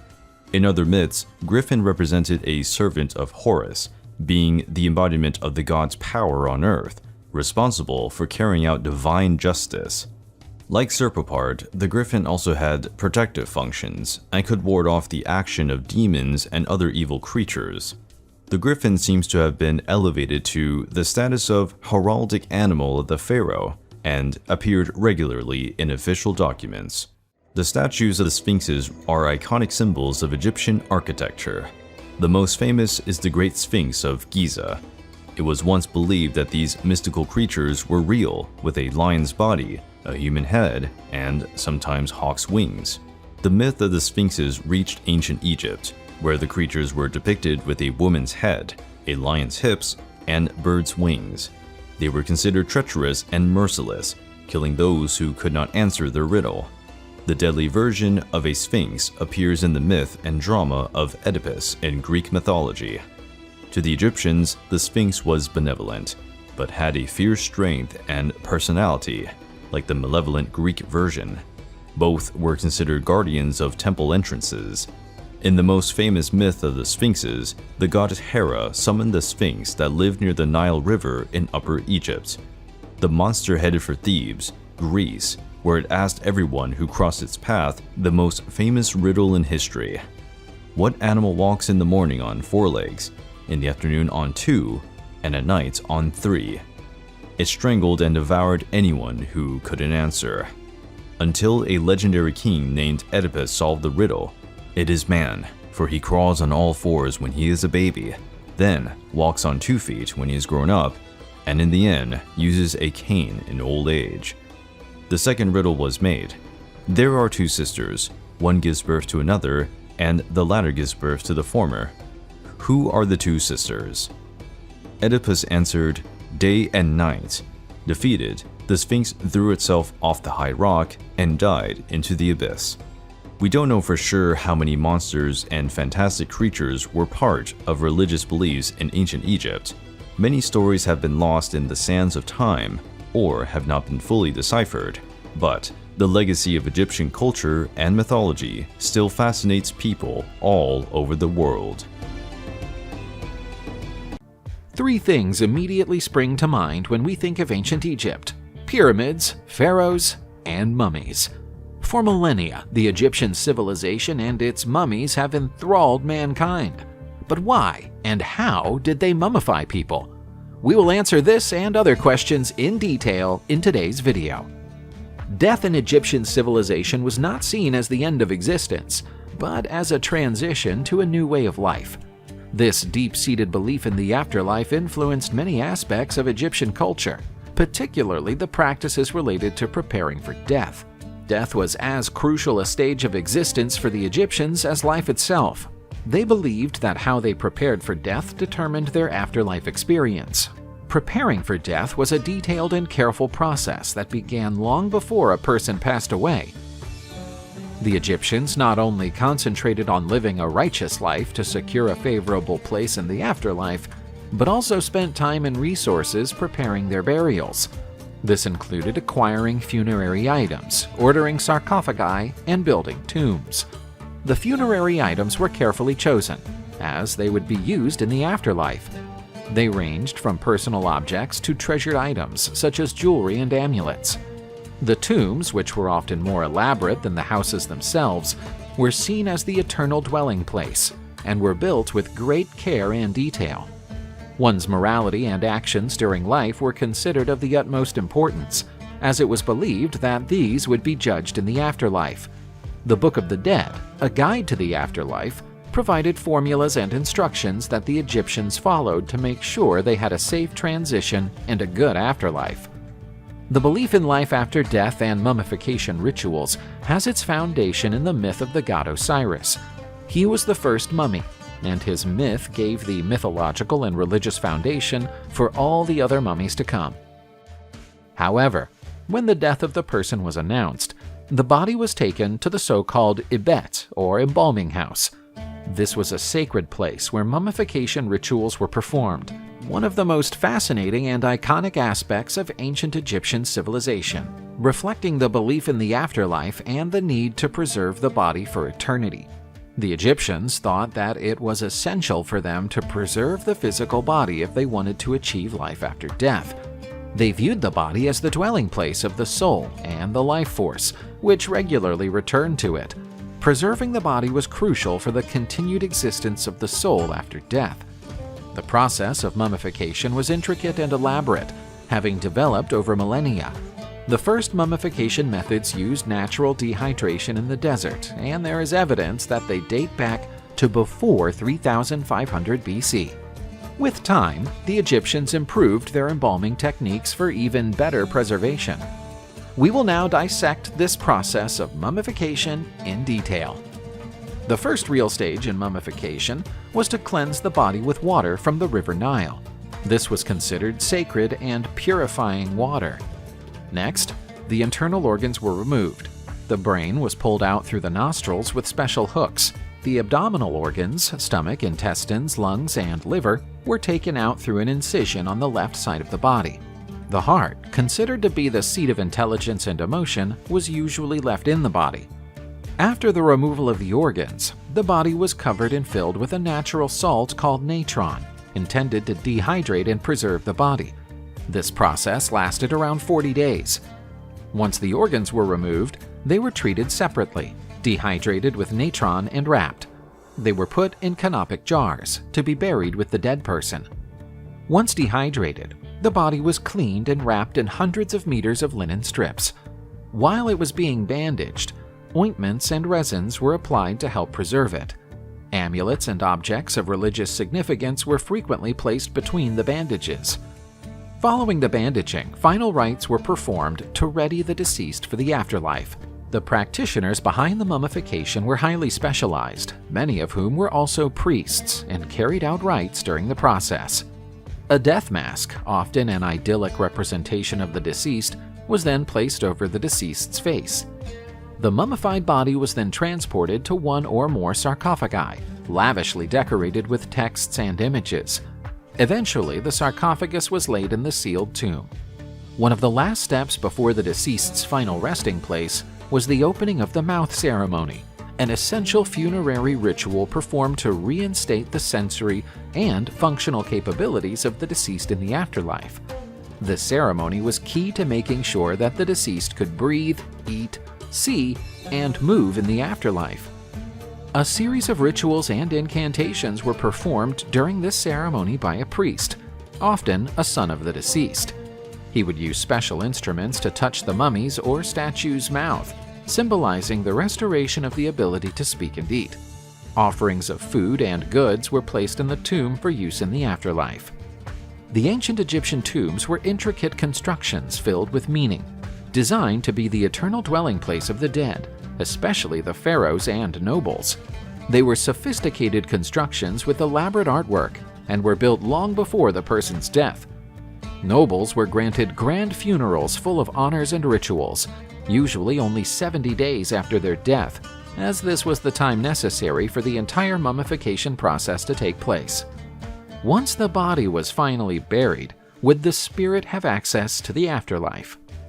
Tombs were often built on the west bank of the Nile, facing the living cities, as the west was associated with the underworld. On the inside, many tombs had chambers and corridors adorned with hieroglyphics and scenes from the life of the deceased and religious texts. The tomb walls often displayed paintings and bas-reliefs depicting the deceased taking part in a range of activities, as well as scenes portraying life in the afterlife. These also included texts and magical formulas to help with the journey after death. The Egyptians thought that the dead would need material objects in the afterlife. This included furniture, jewelry, food, clothing, and household items. These objects were often of immense value to the pharaohs and nobles. Tiny figures, called ushabtis, were inserted into the tombs. It was believed that they would act as servants in the afterlife, performing physical tasks for the deceased. Amulets, statuettes of gods, and magical texts were added to protect the deceased from dangers in the netherworld.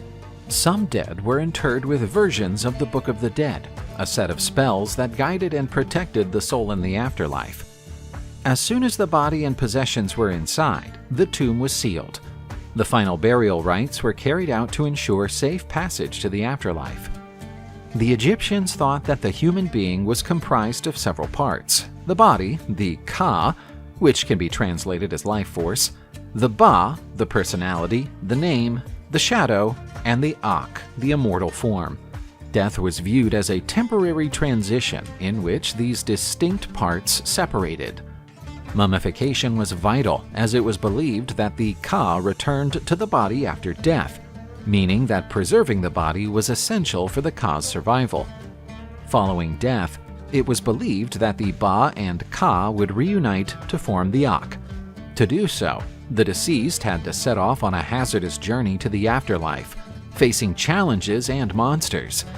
A key element of the afterlife belief was the trial before Osiris, the god of the underworld. First, however, the heart of the deceased was to be weighed against the feather of Ma'at's truth. If their heart was light, they could continue their existence in the afterlife. If it was heavy, they would be devoured by the demon Ammit. If they were tried successfully, the dead arrived at the Field of Reeds, a peaceful and abundant haven, like Egypt, but without suffering or sickness. The living took an active role in worshiping the dead, making offerings and prayers to support the spirits of their loved ones. Unlike what many think, the Egyptians did not believe in reincarnation and the return of the spirit to the mummified body. Egyptian culture focused on preserving the body through mummification to help the soul continue to live in the afterlife. This continued afterlife was more a form of spiritual immortality than reincarnation, in the sense of being born again into a new body on Earth. The concept of reincarnation as a cycle of birth, death, and rebirth in different physical forms was not part of Egyptian religious cosmology. Mummification in ancient Egypt was not just a simple funerary practice, but a crucial element of the Egyptian belief in an afterlife, reflecting a profound devotion to the soul's immortality. The Egyptians expressed their quest for eternity through mummification, ensuring that the dead were honored, protected, and made ready for eternal existence. If you enjoyed this video, please like it and comment on what other topics about ancient Egypt you would like to see here on the channel. See you in the next video!